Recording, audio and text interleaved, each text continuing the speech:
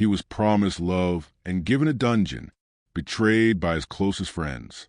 Imprisoned for a crime he didn't commit, but he didn't die in that prison. He escaped with a new name and a plan. Revenge is patient, and it remembers everything. Chapter 21. The island of Edmond Dantès, although stunned and almost suffocated, had sufficient presence of mind to hold his breath, and as his right hand, prepared as he was for every chance, held his knife open, he rapidly ripped up the sack, extricated his arm and then his body. But in spite of all his efforts to free himself from the shot, he felt it dragging him down still lower. He then bent his body, and by a desperate effort severed the cord that bound his legs at the moment when it seemed as if he were actually strangled.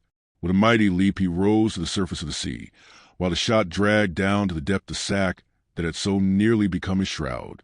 Dantès waited only to get breath, and then dived in order to avoid being seen. When he arose a second time, he was 50 paces from where he had first sunk.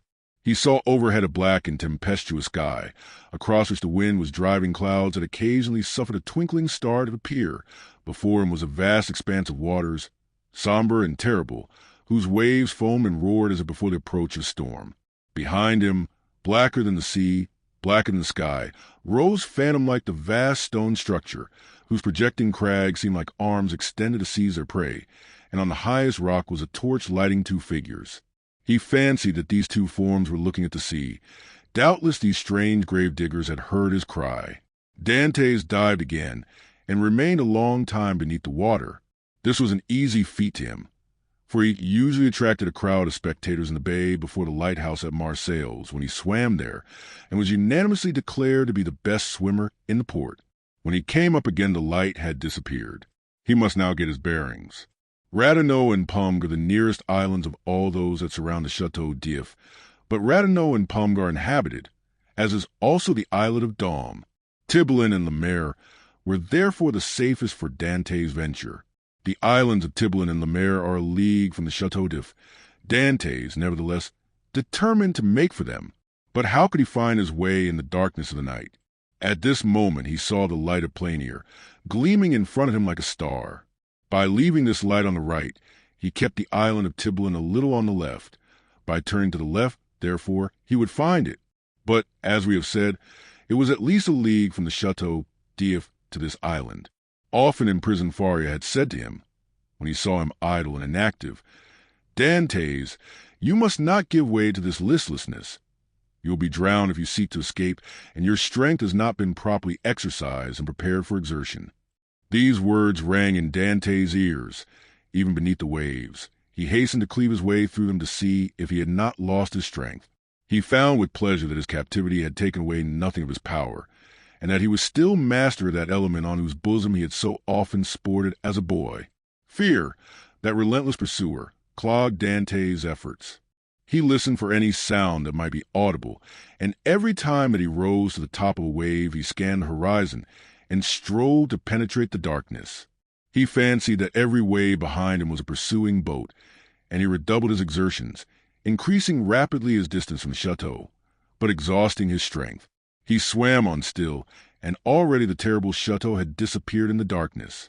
He could not see it, but he felt its presence. An hour passed, during which Dantès, excited by the feeling of freedom, continued to cleave the waves. "Let us see," said he. "I have swum above an hour, but as the wind is against me, that has retarded my speed. However, if I am not mistaken, I must be close to Tibelin. But what if I were mistaken?" A shudder passed over him. He sought to tread water in order to rest himself, but the sea was too violent, and he felt that he could not make use of this means of recuperation. "Well," said he, "I will swim on until I am worn out or the cramp seizes me, and then I shall sink," and he struck out with the energy of despair.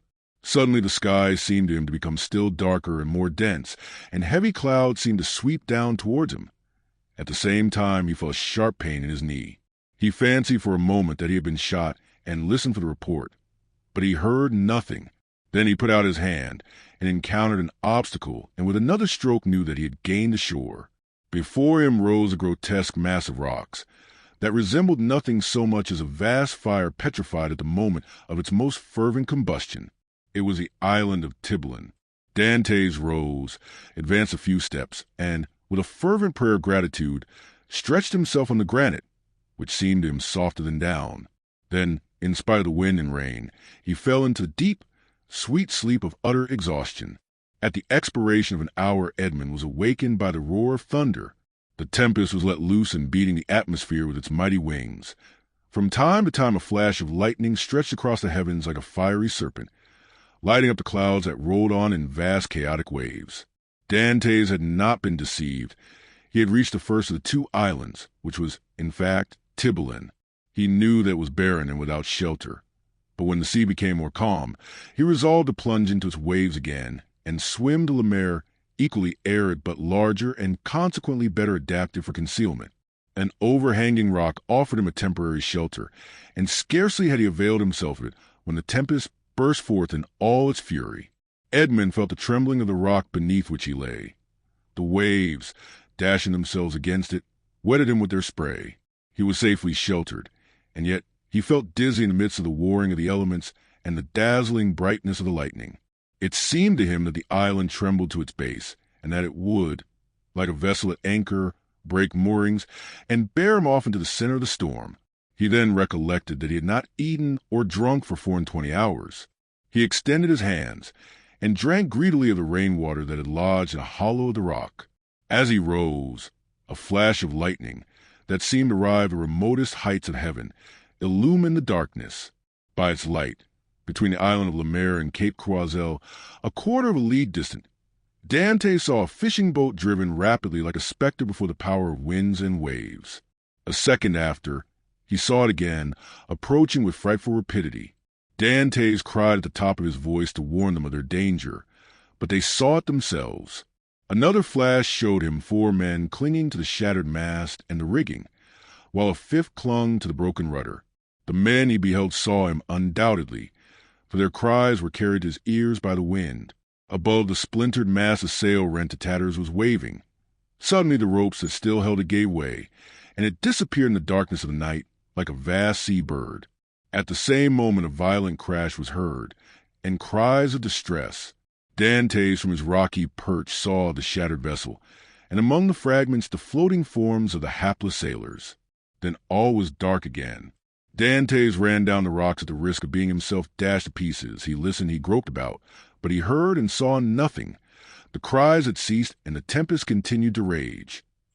By degrees the wind abated. Vast gray clouds rolled toward the west, and the blue firmament appeared studded with bright stars.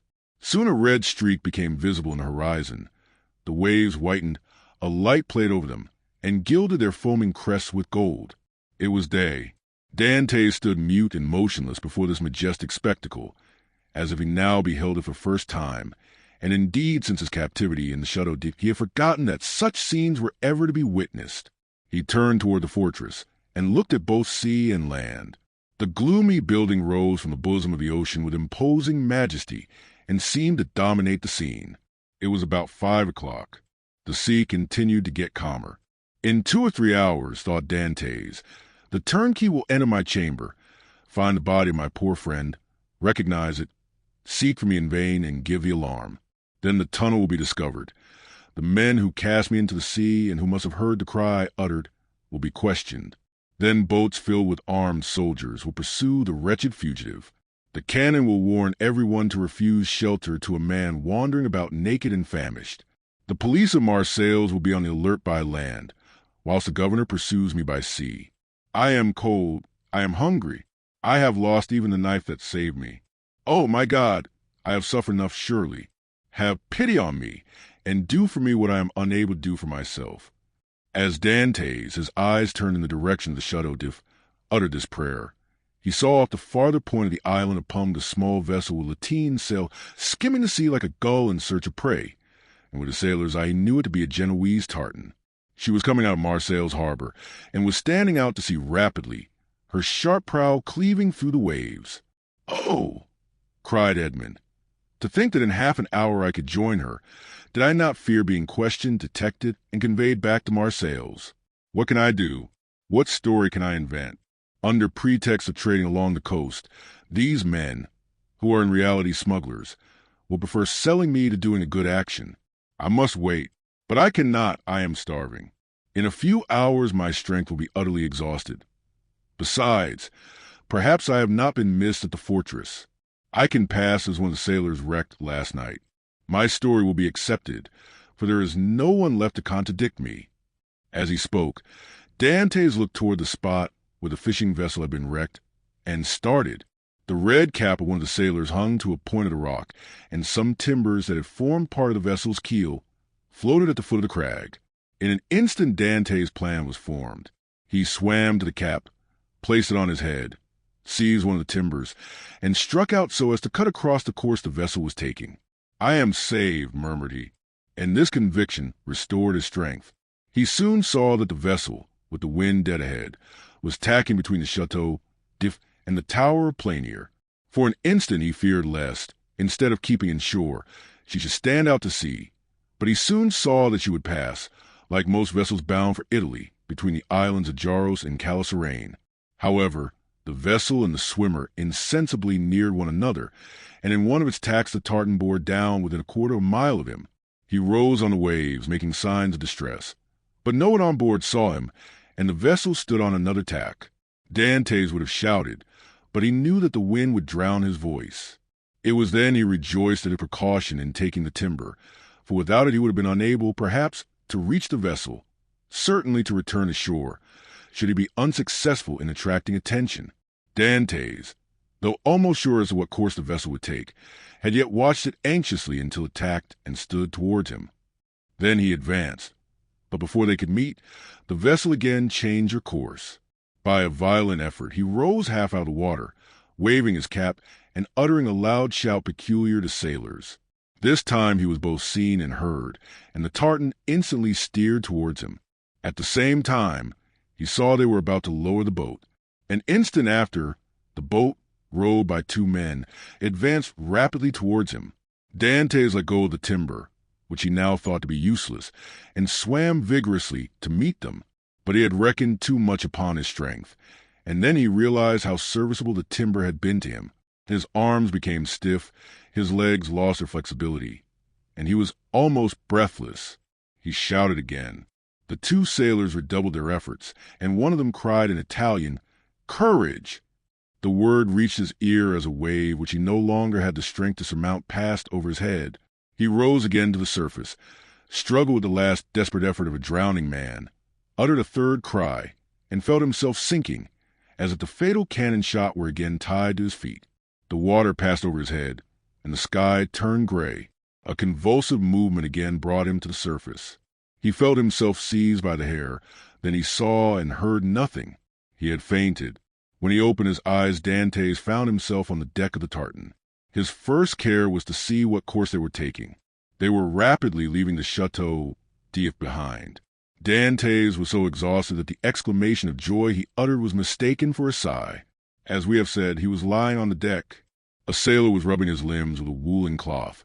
Another, whom he recognized as the one who had cried out "Courage!"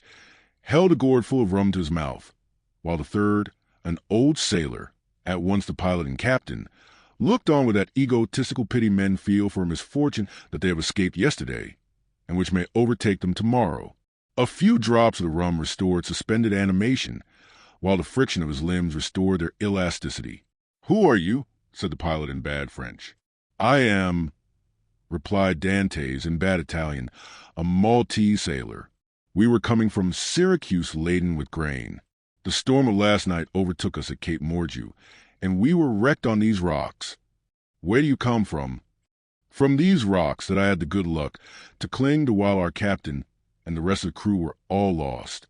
I saw your vessel, and fearful of being left to perish on the desolate island, I swam off on a piece of wreckage to try and intercept your course. You have saved my life, and I thank you," continued Dantès. "I was lost when one of your sailors caught hold of my hair." "It was I," said a sailor of frank and manly appearance, "and it was time, for you were sinking." "Yes," returned Dantès, holding out his hand. "I thank you again." "I almost hesitated, though," replied the sailor. "You look more like a brigand than an honest man, with your beard 6 inches and your hair a foot long." Dantès recollected that his hair and beard had not been cut all the time he was at the Château d'If. "Yes," said he, "I made a vow to Our Lady of the Grotto not to cut my hair or beard for 10 years if I were saved in a moment of danger, but today the vow expires." "Now what are we to do with you?" said the captain. "Alas, anything you please. My captain is dead. I have barely escaped, but I am a good sailor. Leave me at the first port you make. I shall be sure to find employment. Do you know the Mediterranean? I have sailed over it since my childhood. You know the best harbors? There are few ports that I cannot enter or leave with a bandage over my eyes." "I say, Captain," said the sailor who had cried courage to Dantès, "if what he says is true, what hinders his staying with us?" "If he says true," said the captain doubtingly, "but in his present condition he will promise anything and take his chance of keeping it afterwards." "I will do more than I promise," said Dantès. "We shall see," returned the other, smiling. "Where are you going?" asked Dantès. "To Leghorn." "Then why, instead of tacking so frequently, do you not sail nearer the wind?" "Because we should run straight on to the island of Ryan. You shall pass it by 20 fathoms. Take the helm, and let us see what you know." The young man took the helm, felt to see if the vessel answered the rudder promptly, and seeing that, without being a first-rate sailor, she yet was tolerably obedient. "To the sheets," said he. The 4 seamen, who composed the crew, obeyed while the pilot looked on. Haul taut. They obeyed. Belay.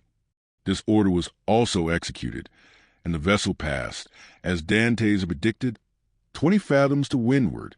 "Bravo," said the captain. "Bravo," repeated the sailors. And they all looked with astonishment at this man whose I now disclosed an intelligence and his body of vigor they had not thought him capable of showing. "You see," said Dantès, quitting the helm, "I shall be of some use to you, at least during the voyage. If you do not want me at Leghorn, you can leave me there, and I will pay you out the first wages I get for my food and the clothes you lend me." "Ah," said the captain, "we can agree very well, if you are reasonable. Give me what you give the others, and it will be all right," returned Dantès. "That's not fair," said the seaman who had saved Dantès, "for you know more than we do." "What is that to you, Jacopo?" returned the captain. "Everyone is free to ask what he pleases." "That's true," replied Jacopo. "I only make a remark. Well, you would do much better to find him a jacket and a pair of trousers, if you have them." "No," said Jacopo, "but I have a shirt and a pair of trousers." "That is all I want," interrupted Dantès. Jacopo dived into the hold, and soon returned with what Edmond wanted. "Now, then, do you wish for anything else?" said the patron. "A piece of bread and another glass of the capital rum I tasted, for I have not eaten or drunk for a long time." He had not tasted food for 40 hours. A piece of bread was brought, and Jacopo offered him the gourd. "Larboard your helm," cried the captain to the steersman. Dantès glanced that way as he lifted the gourd to his mouth, then paused with hand in mid-air. "Hollo! What's the matter at the Château d'If?" said the captain. A small white cloud, which had attracted Dantès' attention, crowned the summit of the bastion of the Château d'If. At the same moment the faint report of a gun was heard. The sailors looked at one another. "What is this?" asked the captain. "A prisoner has escaped from the Château d'If, and they are firing the alarm gun," replied Dantès. The captain glanced at him, but he had lifted the rum to his lips and was drinking it with so much composure that suspicions, if the captain had any, died away. 0277M, pretty strong rum," said Dantès, wiping his brow with his sleeve. "At any rate," murmured he, "if it be, so much the better, for I have made a rare acquisition." 0279M, under pretence of being fatigued, Dantès asked to take the helm.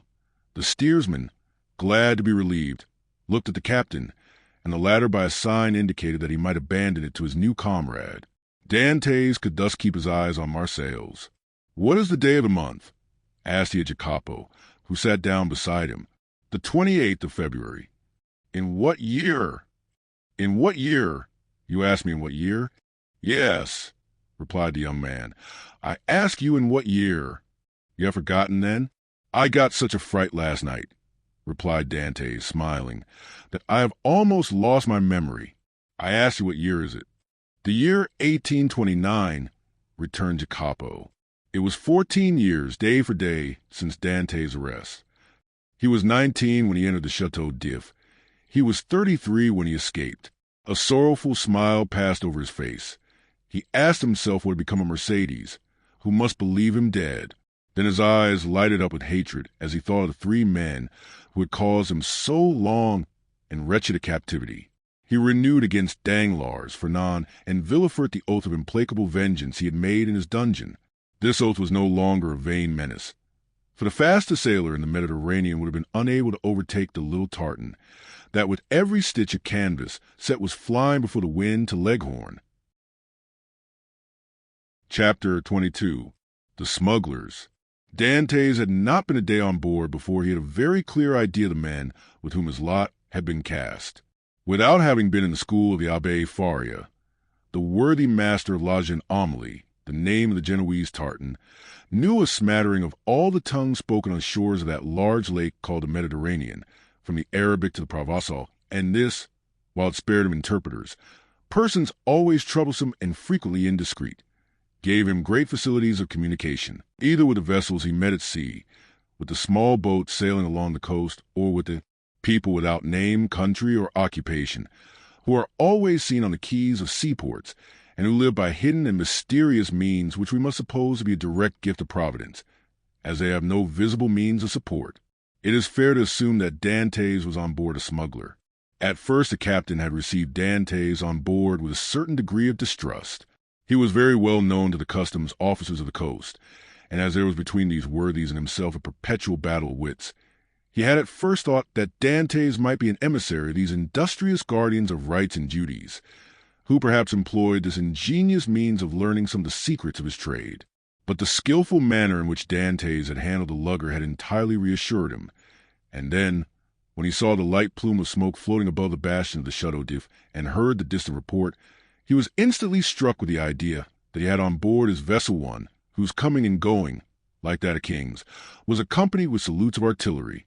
This made him less uneasy, it must be owned, than if the newcomer had proved to be a customs officer, but this supposition also disappeared like the first, when he beheld the perfect tranquillity of his recruit. Edmond thus had the advantage of knowing what the owner was, without the owner knowing who he was, and however the old sailor and his crew tried to pump him, they extracted nothing more from him.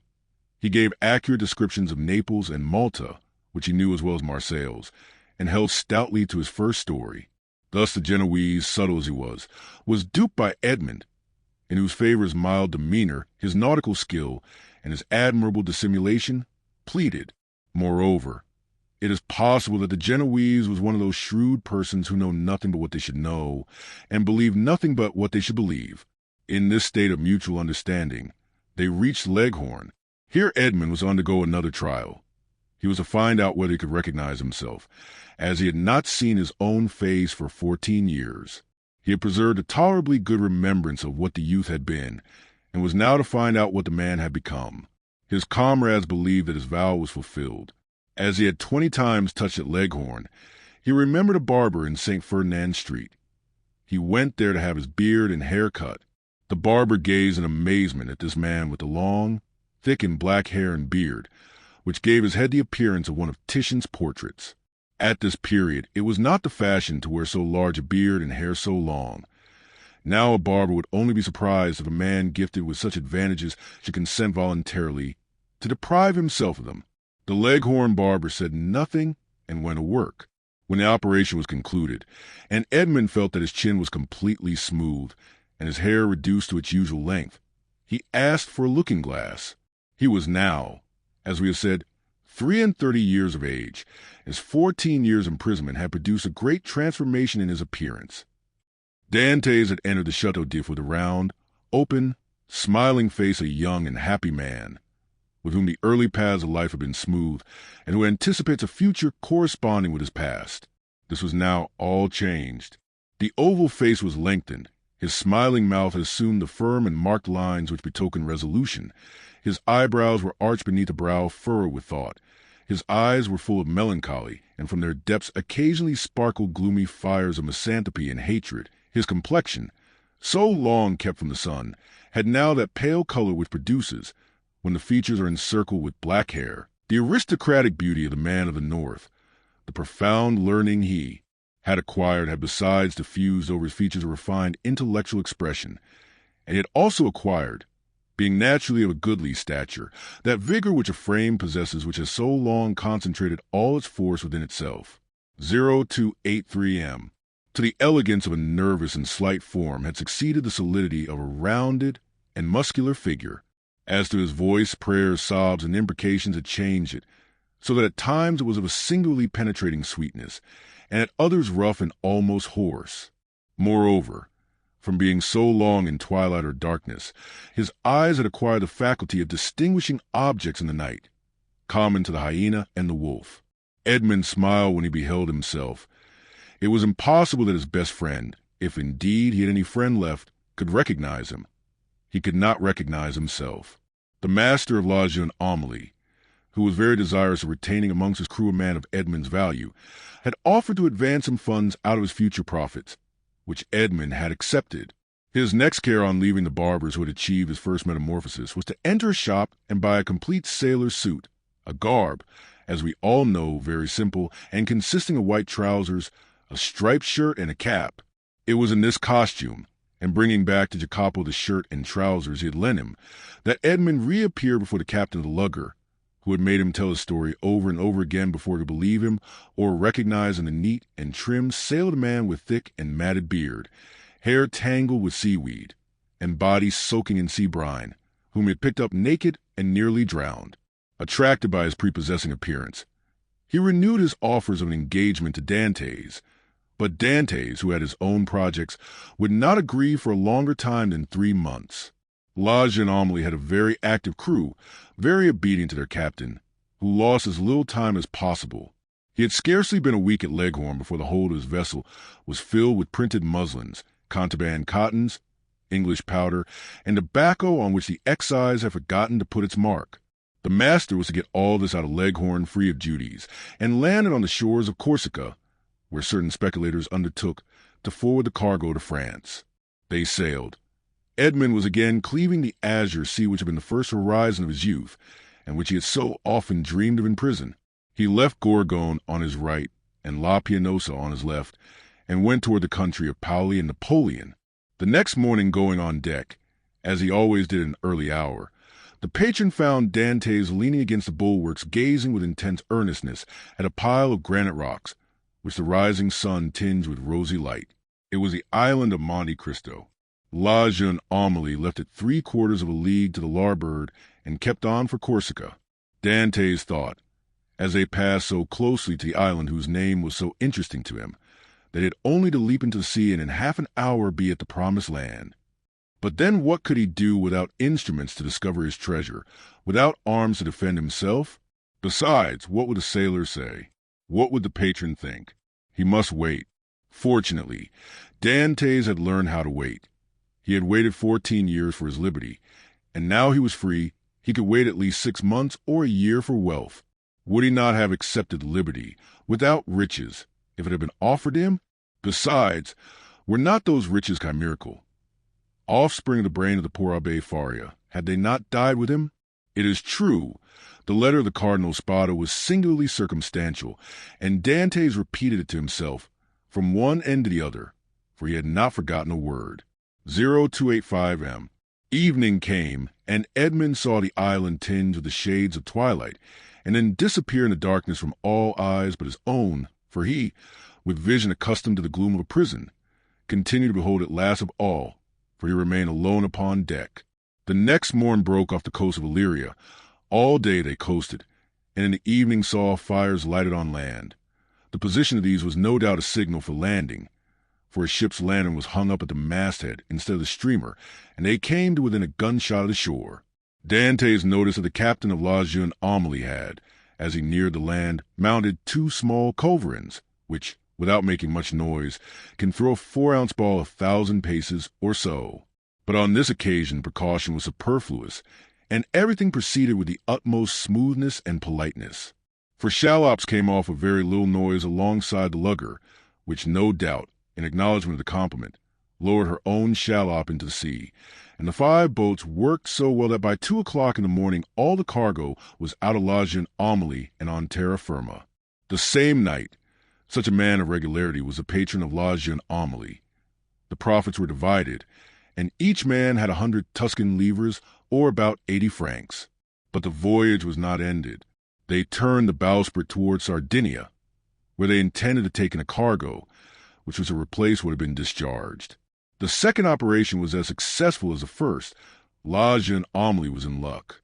This new cargo was destined for the coast of the Duchy of Lucca, and consisted almost entirely of Havana cigars, sherry, and Malaga wines. There they had a bit of a skirmish in getting rid of the Judies. The excise was, in truth, the everlasting enemy of the patron of La Jeune Amélie. A customs officer was laid low, and 2 sailors wounded. Dantès was one of the latter, a ball having touched him in the left shoulder.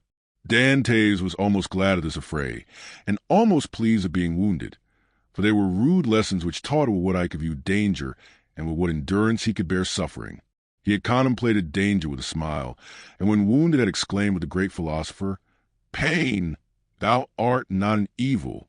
He had, moreover, looked upon the customs officer wounded to death, and, whether from heat of blood produced by the encounter or the chill of human sentiment, this sight had made but slight impression upon him. Dantès was on the way he desired to follow, and was moving toward the end he wished to achieve. His heart was in a fair way of petrifying in his bosom. Jacopo, seeing him fall, had believed him killed, and rushing towards him raised him up, and then attended him with all the kindness of a devoted comrade. This world was not then so good as Dr. Pangloss believed it, neither was it so wicked as Dantès thought it, since this man, who had nothing to expect from his comrade but the inheritance of his share of the prize money, manifested so much sorrow when he saw him fall. Fortunately, as we have said, Edmond was only wounded, and with certain herbs gathered at certain seasons, and sold to the smugglers by the old Sardinian women, the wound soon closed. Edmond then resolved to try Jacopo, and offered him in return for his attention a share of his prize money, but Jacopo refused it indignantly. As a result of the sympathetic devotion which Jacopo had from the first bestowed on Edmond, the latter was moved to a certain degree of affection, but this sufficed for Jacopo, who instinctively felt that Edmond had a right to superiority of position, a superiority which Edmond had concealed from all others. And from this time the kindness which Edmond showed him was enough for the brave seaman. Then in the long days on board ship, when the vessel, gliding on with security over the azure sea, required no care but the hand of the helmsman, thanks to the favorable winds that swelled her sails, Edmond, with a chart in his hand, became the instructor Jacopo, as the poor Abbé Faria had been his tutor. He pointed out to him the bearings of the coast, explained to him the variations of the compass, and taught him to read in that vast book open over our heads, which they call heaven, and where God writes in azure with letters of diamonds. And when Jacopo inquired him, "What is the use of teaching all these things to a poor sailor like me?" Edmond replied, "Who knows? You may one day be the captain of a vessel. Your fellow countryman, Bonaparte, became emperor. We have forgotten to say that Jacopo was a Corsican. 2 months and a half elapsed in these trips, and Edmond had become as skillful a coaster as he had been a hardy seaman. He had formed an acquaintance with all the smugglers on the coast, and learned all the Masonic signs by which these half-pirates recognize each other. He had passed and repassed this island of Monte Cristo 20 times, but not once had he found an opportunity of landing there. He then formed a resolution. As soon as his engagement with the patron of La Jeune Amélie ended, he would hire a small vessel on his own account, for in his several voyages he had amassed 100 piastres, and under some pretext land at the island of Monte Cristo. Then he would be free to make his researches, not perhaps entirely at liberty, for he would be doubtless watched by those who accompanied him. But in this world we must risk something. Prison had made Edmond prudent, and he was desirous of running no risk whatever. But in vain did he rack his imagination. Fertile as it was, he could not devise any plan for reaching the island without companionship. Dantès was tossed about on these doubts and wishes, when the patron, who had great confidence in him, and was very desirous of retaining him in his service, took him by the arm one evening, and led him to a tavern on the Via del Aglio, where the leading smugglers of Leghorn used to congregate and discuss affairs connected with their trade. Already Dantès had visited this maritime bourse 2 or 3 times, and seeing all these hardy free traders, who supplied the whole coast for nearly 200 leagues in extent, he had asked himself what power might not that man attain who should give the impulse of his will to all these contrary and diverging minds. This time it was a great matter that was under discussion, connected with a vessel laden with Turkey carpets, stuffs of the Levant, and cashmeres. It was necessary to find some neutral ground on which an exchange would be made, and then to try and land these goods on the coast of France. If the venture was successful, the profit would be enormous. There would be a gain of 50 or 60 piastres each for the crew. The patron of La Jeune Amélie proposed as a place of landing the island of Monte Cristo, which being completely deserted, and having neither soldiers nor revenue officers, seemed to have been placed in the midst of the ocean since the time of the heathen Olympus by Mercury, the god of merchants and robbers, classes of mankind which we in modern times have separated if not made distinct, but which antiquity appears to have included in the same category. At the mention of Monte Cristo, Dantès started with joy. He rose to conceal his emotion and took a turn around the smoky tavern, where all the languages of the known world were jumbled in a lingua franca. When he again joined the 2 persons who had been discussing the matter, it had been decided that they should touch at Monte Cristo and set out on the following night. Edmond, being consulted, was of opinion that the island afforded every possible security, and that great enterprises to be well done should be done quickly. Nothing then was altered in the plan, and orders were given to get under way next night, and wind and weather permitting, to make the neutral island by the following day. Chapter 23. The Island of Monte Cristo. Thus, at length, by one of the unexpected strokes of fortune which sometimes befall those who have for a long time been the victims of an evil destiny, Dantès was about to secure the opportunity he wished for by simple and natural means, and land on the island without incurring any suspicion. One night more, and he would be on his way. The night was one of feverish distraction, and in its progress visions, good and evil, passed through Dantès' mind. If he closed his eyes, he saw Cardinal Spada's letter written on the wall in characters of flame. If he slept for a moment, the wildest dreams haunted his brain. He ascended into grottos paved with emeralds, with panels of rubies, and the roof glowing with diamond stalactites. Pearls fell drop by drop, as subterranean waters filter in their caves. Edmond, amazed, wonderstruck, filled his pockets with the radiant gems, and then returned to daylight, when he discovered that his prizes had all changed into common pebbles. He then endeavored to re-enter the marvelous grottos, but they had suddenly receded, and now the path became a labyrinth, and then the entrance vanished, and in vain did he tax his memory for the magic and mysterious word which opened the splendid caverns of Ali Baba to the Arabian fisherman. All was useless. The treasure disappeared, and had again reverted to the genii from whom for a moment he had hoped to carry it off. The day came at length, and was almost as feverish as the night had been, but it brought reason to the aid of imagination, and Dantès was enabled to arrange a plan which had hitherto been vague and unsettled in his brain. Night came, and with the preparation for departure, and these preparations served to conceal Dantès' agitation. He had by degrees assumed such authority over his companions that he was almost like a commander on board, and as his orders were always clear, distinct, and easy of execution, his comrades obeyed him with celerity and pleasure. The old patron did not interfere, for he too had recognized the superiority of Dantès over the crew and himself. He saw in the young man his natural successor, and regretted that he had not a daughter, that he might have bound Edmond to him by a more secure alliance. At 7 o'clock in the evening all was ready, and at 10 minutes past 7 they doubled the lighthouse just as the beacon was kindled. The sea was calm, and with a fresh breeze from the southeast, they sailed beneath a bright blue sky, in which God also lighted up in turn his beacon lights, each of which is a world. Dantès told them that all hands might turn in, and he would take the helm. When the Maltese, for so they called Dantès, had said this, it was efficient, and all went to their bunks contentedly. This frequently happened. Dantès, cast from solitude into the world, frequently experienced an imperious desire for solitude. And what solitude is more complete or more poetical than that of a ship floating in isolation on the sea during the obscurity of the night, in the silence of immensity and under the eye of heaven? Now this solitude was peopled with his thoughts, the night lighted up by his illusions, and the silence animated by his anticipations. When the patron awoke, the vessel was hurrying on with every sail set, and every sail full with the breeze. They were making nearly 10 knots an hour. The island of Monte Cristo loomed large in the horizon. Edmond resigned the lugger to the master's care, and went and lay down in his hammock. But in spite of a sleepless night, he could not close his eyes for a moment. 2 hours afterwards he came on deck, as the boat was about to double the island of Elba. They were just abreast of Mauritiana, and beyond the flat but verdant island of La Pianosa.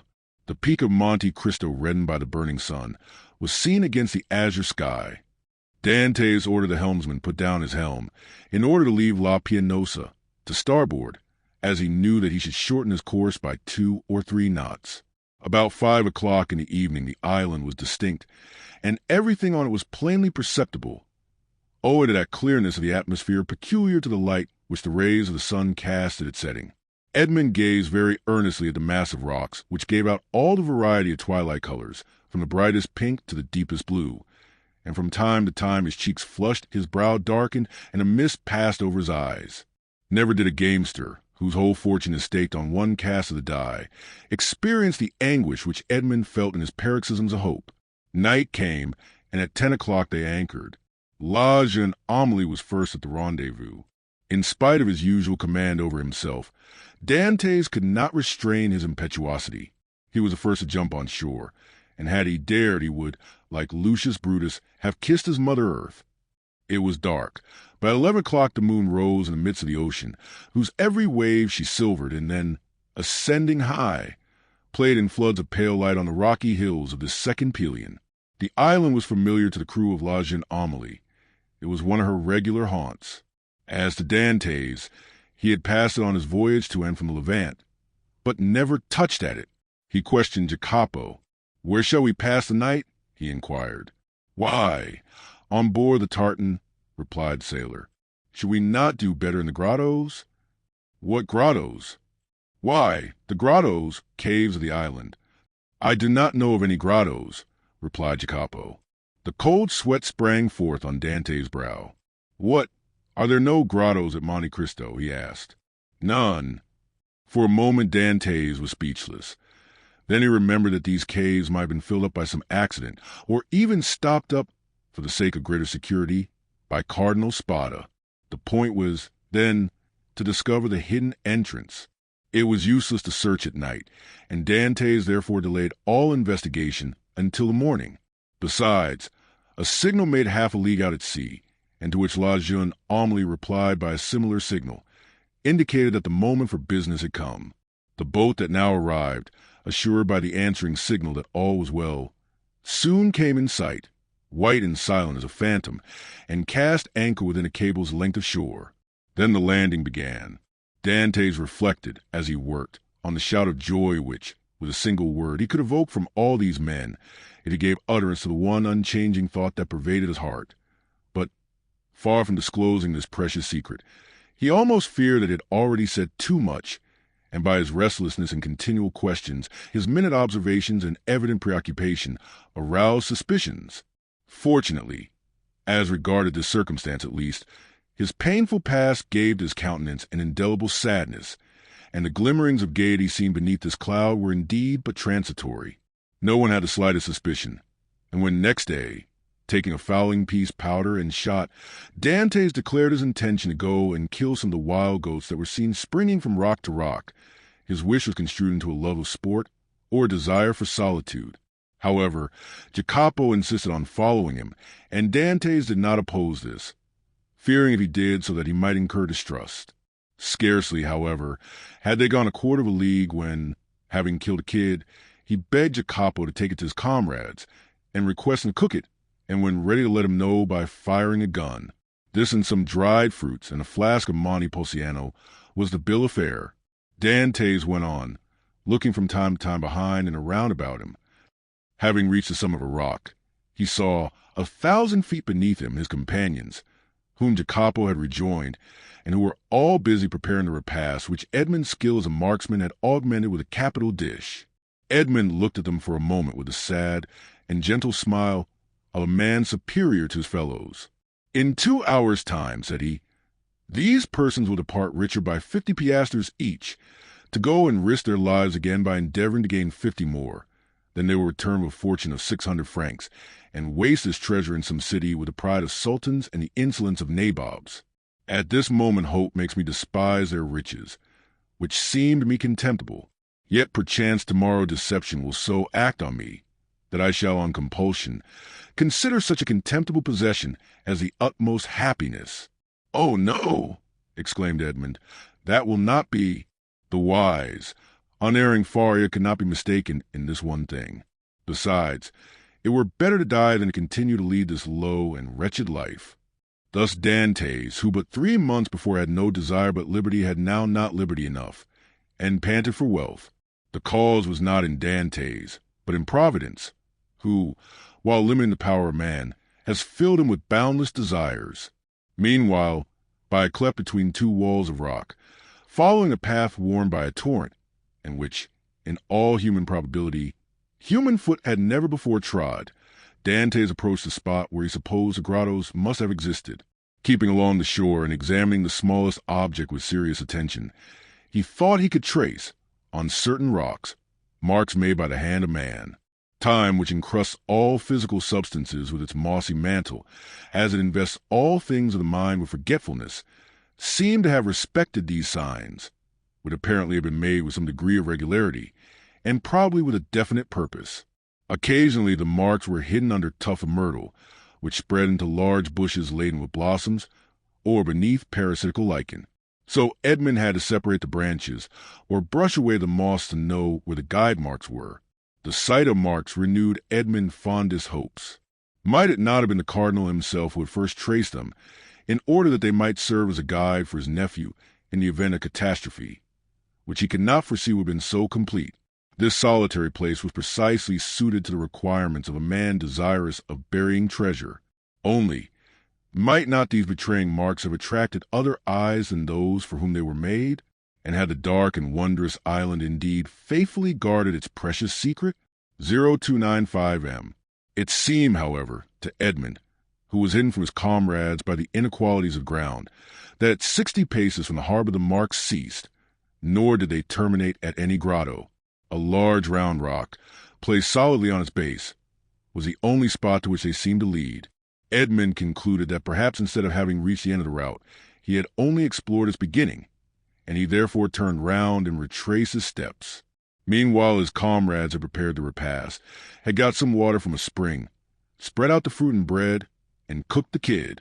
Just at the moment when they were taking the dainty animal from the spit, they saw Edmond springing with the boldness of a chamois from rock to rock, and they fired the signal agreed upon. The sportsman instantly changed his direction and ran quickly towards them. But even while they watched his daring progress, Edmond's foot slipped, and they saw him stagger on the edge of a rock and disappear. They all rushed towards him, for all loved Edmond in spite of his superiority. Yet Jacopo reached him first. He found Edmond lying prone, bleeding and almost senseless. He had rolled down a declivity of 12 or 15 feet. They poured a little rum down his throat, and this remedy, which had before been so beneficial to him, produced the same effect as formerly. Edmond opened his eyes, complained of great pain in his knee, a feeling of heaviness in his head, and severe pains in his loins. They wished to carry him to the shore, but when they touched him, although under Jacopo's directions, he declared, with heavy groans, that he could not bear to be moved. It may be supposed that Dantès did not now think of his dinner, but he insisted that his comrades, who had not his reasons for fasting, should have their meal. As for himself, he declared that he had only need a little rest, and that when they returned he should be easier. The sailors did not require much urging. They were hungry, and the smell of the roasted kid was very savory, and your tars are not very ceremonious. An hour afterwards they returned. All that Edmond had been able to do was to drag himself about a dozen paces forward to lean against a moss-grown rock. But instead of growing easier, Dantès' pains appeared to increase in violence. The old patron, who was obliged to sail in the morning in order to land his cargo on the frontiers of Piedmont and France, between Nice and Frejus, urged Dantès to try and rise. Edmond made great exertions in order to comply, but at each effort he fell back, moaning and turning pale. "He has broken his ribs," said the commander in a low voice. "No matter. He is an excellent fellow, and we must not leave him. We will try and carry him on board the tartan." Dantès declared, however, that he would rather die where he was and undergo the agony which the slightest movement cost him. "Well," said the patron, "let what may happen, it shall never be said that we deserted a good comrade like you. We will not go till evening." This very much astonished the sailors, although not one opposed it. The patron was so strict that this was the first time they had ever seen him give up an enterprise, or even delay in its execution. Dantès would not allow that any such infraction of regular and proper rules should be made in his favor. "No, no," he said to the patron. "I was awkward, and it is just that I pay the penalty of my clumsiness. Leave me a small supply of biscuit, a gun, powder, and balls, to kill the kids or defend myself at need, and a pickaxe, that I may build a shelter if you delay in coming back for me." "But you'll die of hunger," said the patron. "I would rather do so," was Edmond's reply, "than suffer the inexpressible agonies which the slightest movement causes me." The patron turned towards his vessel, which was rolling on the swell in the little harbor, and, with sails partly set, would be ready for sea when her toilet should be completed. "What are we to do, Maltese?" asked the captain. "We cannot leave you here so, and yet we cannot stay." "Go, go!" exclaimed Dantès. "We shall be absent at least a week," said the patron, "and then we must run out of our course to come here and take you up again." "Why," said Dantès, "if in 2 or 3 days you hail any fishing boat, desire them to come here to me. I will pay 25 piastres for my passage back to Leghorn. If you do not come across one, return for me." The patron shook his head. "Listen, Captain Baldy, there's one way of settling this," said Jacopo. "Do you go, and I will stay and take care of the wounded man." "And give up your share of the venture," said Edmond, "to remain with me?" "Yes," said Jacopo, and without any hesitation. "You are a good fellow and a kind-hearted messmate," replied Edmond, "and heaven will recompense you for your generous intentions. But I do not wish anyone to stay with me. A day or 2 of rest will set me up, and I hope I shall find among the rocks certain herbs most excellent for bruises." A peculiar smile passed over Dantès' lips. He squeezed Jacopo's hand warmly, but nothing could shake his determination to remain, and remain alone. The smugglers left with Edmond what he had requested and set sail, but not without turning about several times, and each time making signs of cordial farewell, to which Edmond replied with his hand only, as if he could not move the rest of his body. Then, when they had disappeared, he said with a smile, "'Tis strange that it should be among such men that we find proofs of friendship and devotion." Then he dragged himself cautiously to the top of a rock, from which he had a full view of the sea, and thence he saw the tartan complete her preparations for sailing weigh anchor, and, balancing herself as gracefully as a waterfowl ere it takes to the wing, set sail. At the end of an hour she was completely out of sight. At least, it was impossible for the wounded man to see her any longer from the spot where he was. Then Dantès rose more agile and light than the kid among the myrtles and shrubs of these wild rocks, took his gun in one hand, his pickaxe in the other, and hastened towards a rock on which the marks he had noted terminated. "And now," he exclaimed, remembering the tale of the Arabian fisherman, which Faria had related to him, "now, open sesame!" Chapter 24. The Secret Cave. The sun had nearly reached the meridian, and his scorching rays fell full on the rocks, which seemed themselves sensible of the heat. Thousands of grasshoppers, hidden in the bushes, chirped with monotonous and dull note.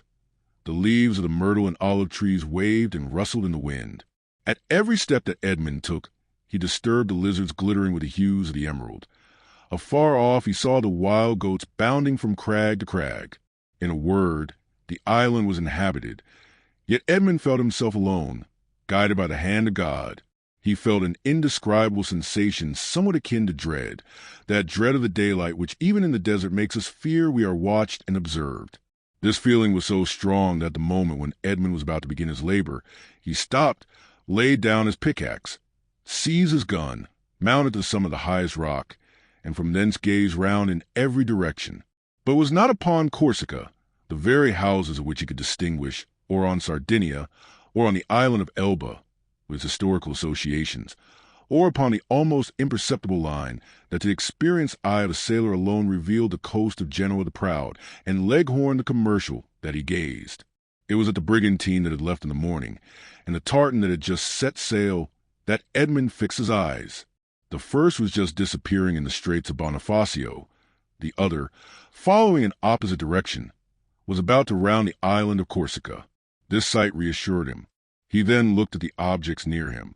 He saw that he was on the highest point of the island, a statue on this vast pedestal of granite, nothing human appearing in sight, while the blue ocean beat against the base of the island and covered it with a fringe of foam. Then he descended with cautious and slow step, for he dreaded lest an accident similar to that he had so adroitly feigned should happen in reality. Dantès, as we have said, had traced the marks along the rocks, and he had noticed that they led to a small creek, which was hidden like the bath of some ancient nymph. This creek was sufficiently wide at its mouth, and deep in the center, to admit of the entrance of a small vessel of the lugger class, which would be perfectly concealed from observation. Then, following the clue that in the hands of the Abbé Faria had been so skillfully used to guide him through the Daedalian labyrinth of probabilities, he thought that the Cardinal Spada, anxious not to be watched, had entered the creek, concealed his little bark, followed the line marked by the notches in the rock, and at the end of it had buried his treasure. It was this idea that had brought Dantès back to the circular rock. One thing only perplexed Edmond and destroyed his theory. How could this rock, which weighed several tons, have been lifted to the spot without the aid of many men? Suddenly an idea flashed across his mind. Instead of raising it, thought he, they have lowered it, and he sprang from the rock in order to inspect the base on which it had formerly stood. He soon perceived that a slope had been formed, and the rock had slid along this until it stopped at the spot it now occupied. A large stone had served as a wedge. Flints and pebbles had been inserted around it, so as to conceal the orifice. This species of masonry had been covered with earth, and grass and weeds had grown there. Moss had clung to the stones, myrtle bushes had taken root, and the old rock seemed fixed to the earth. 0301M. Dantès dug away the earth carefully and detected, or fancied he detected, the ingenious artifice. He attacked this wall, cemented by the hand of time, with his pickaxe. After 10 minutes' labor the wall gave way, and a hole large enough to insert the arm was opened. Dantès went and cut the strongest olive tree he could find, stripped off its branches, inserted in the hole, and used it as a lever. But the rock was too heavy and too firmly wedged to be moved by any one man, were he Hercules himself.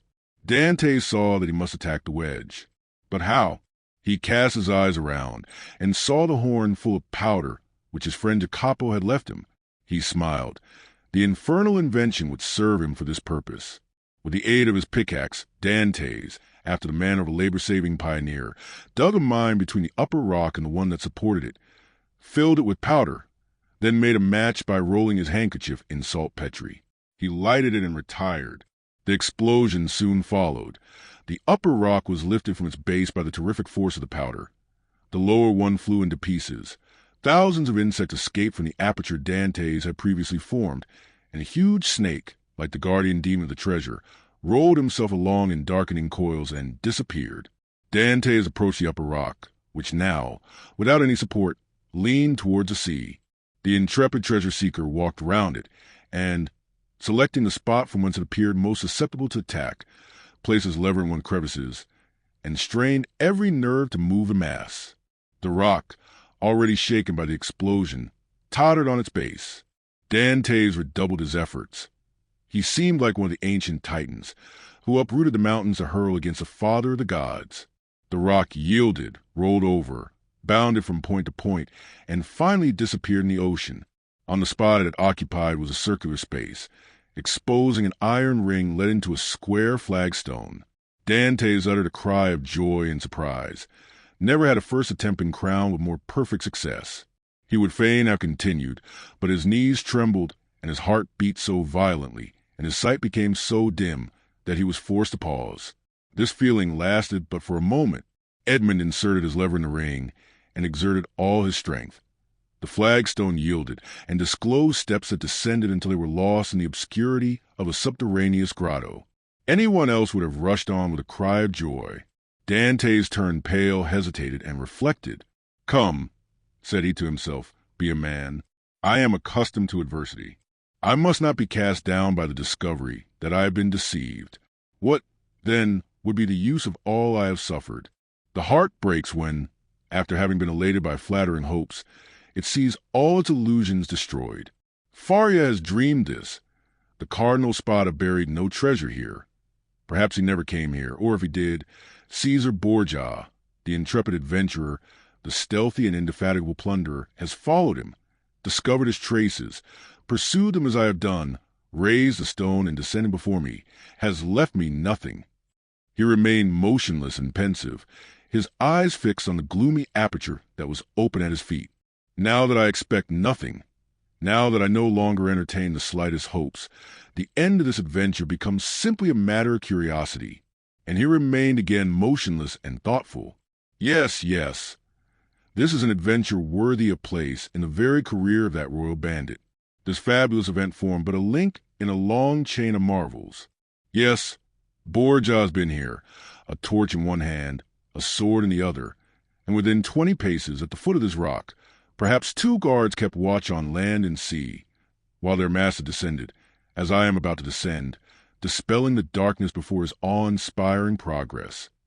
0303M. But what was the fate of the guards who thus possessed the secret? Asked Dantès of himself. The fate, replied he, smiling, of those who buried Alaric, and were interred with the corpse. Yet, had he come, thought Dantès, he would have found the treasure, and Borgia, he who compared Italy to an artichoke, which he could devour leaf by leaf, knew too well the value of time to waste it in replacing this rock. I will go down. Then he descended, a smile on his lips, and murmuring that last word of human philosophy. Perhaps. But instead of the darkness and the thick and mephitic atmosphere he had expected to find, Dantès saw a dim and bluish light, which, as well as the air, entered, not merely by the aperture he had just formed, but by the interstices and crevices of the rock which were visible from without, and through which he could distinguish the blue sky and the waving branches of the evergreen oaks, and the tendrils of the creepers that grew from the rocks. After having stood a few minutes in the cavern, the atmosphere which was rather warm than damp, Dantès' eye, habituated as it was to darkness, could pierce even to the remotest angles of the cavern, which was of granite that sparkled like diamonds. Alas, said Edmond, smiling, these are the treasures the cardinal has left. And the good abbé, seeing in a dream these glittering walls, has indulged in fallacious hopes. But he called to mind the words of the will, which he knew by heart. In the farthest angle of the second opening, said the cardinal's will. He had only found the first grotto. He had now to seek the second. Dantès continued his search. He reflected that this second grotto must penetrate deeper into the island. He examined the stones, and sounded one part of the wall where he fancied the opening existed, masked for precaution's sake. The pickaxe struck for a moment with a dull sound that drew out of Dantès' forehead large drops of perspiration. At last it seemed to him that one part of the wall gave forth a more hollow and deeper echo. He eagerly advanced, and with a quickness of perception that no one but a prisoner possesses, saw that there in all probability the opening must be. However, he, like Caesar Borgia, knew the value of time, and, in order to avoid fruitless toil, he sounded all the other walls with his pickaxe, struck the earth with the butt of his gun, and finding nothing that appeared suspicious, returned to that part of the wall whence issued the consoling sound he had before heard. He again struck it, and with greater force. Then a singular thing occurred. As he struck the wall, pieces of stucco similar to that used in the groundwork of arabesques broke off, and fell to the ground in flakes, exposing a large white stone. The aperture of the rock had been closed with stones. Then this stucco had been applied and painted to imitate granite. Dantès struck with the sharp end of his pickaxe, which entered somewhere between the interstices. It was there he must dig, but by some strange play of emotion, in proportion as the proofs that Faria had not been deceived became stronger, so did his heart give way, and a feeling of discouragement stole over him. This last proof, instead of giving him fresh strength, deprived him of it. The pickaxe descended, or rather fell. He placed it on the ground, passed his hand over his brow, and remounted the stairs, alleging to himself, as an excuse, a desire to be assured that no one was watching him, but in reality because he felt that he was about to faint.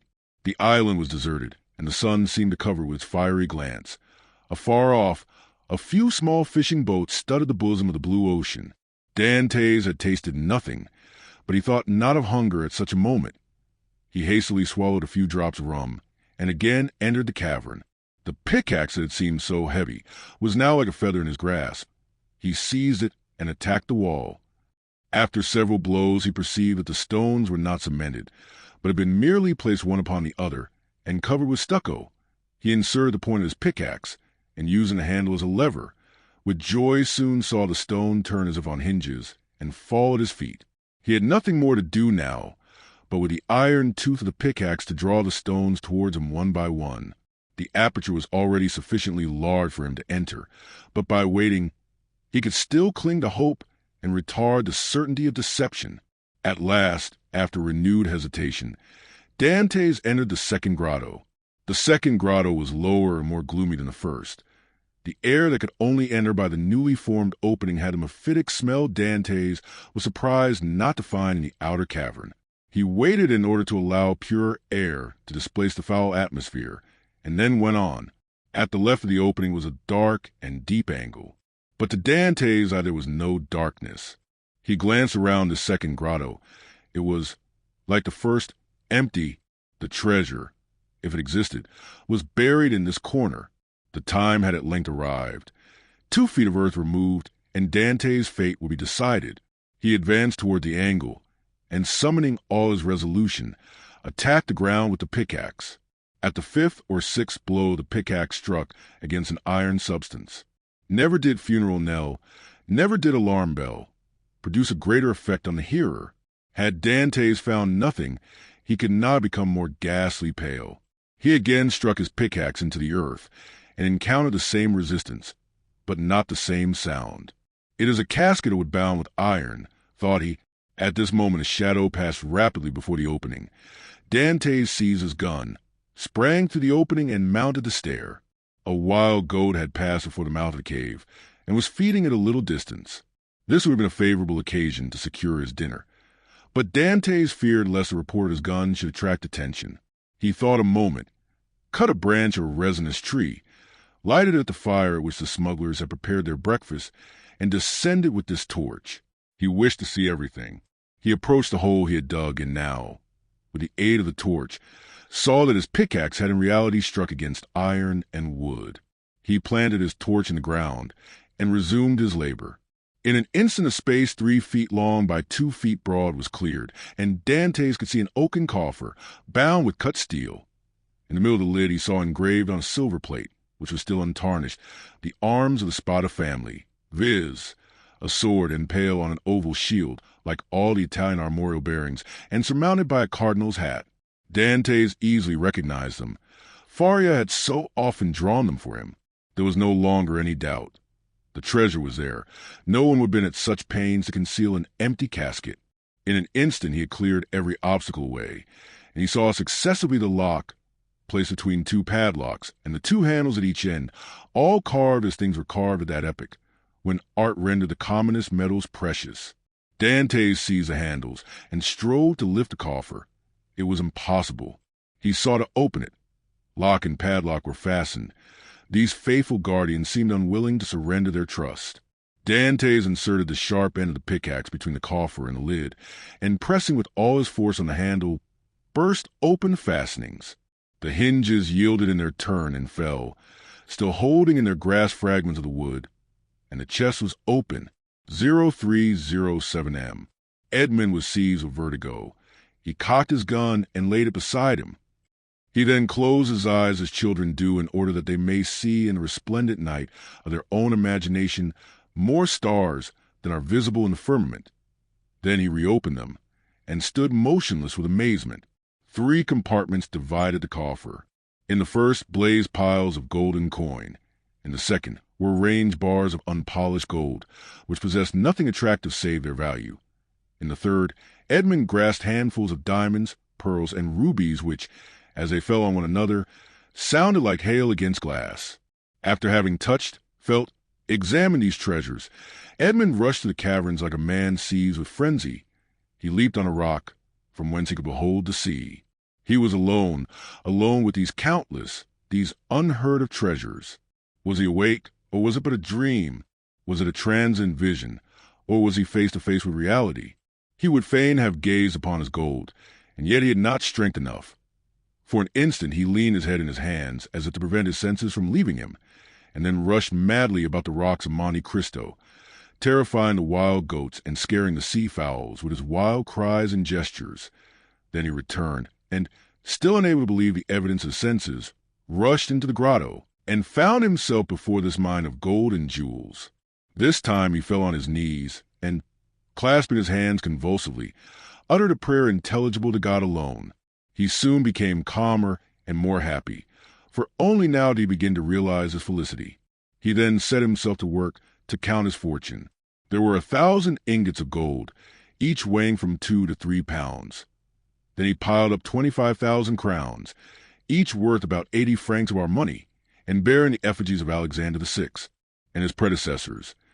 And he saw that the complement was not half empty.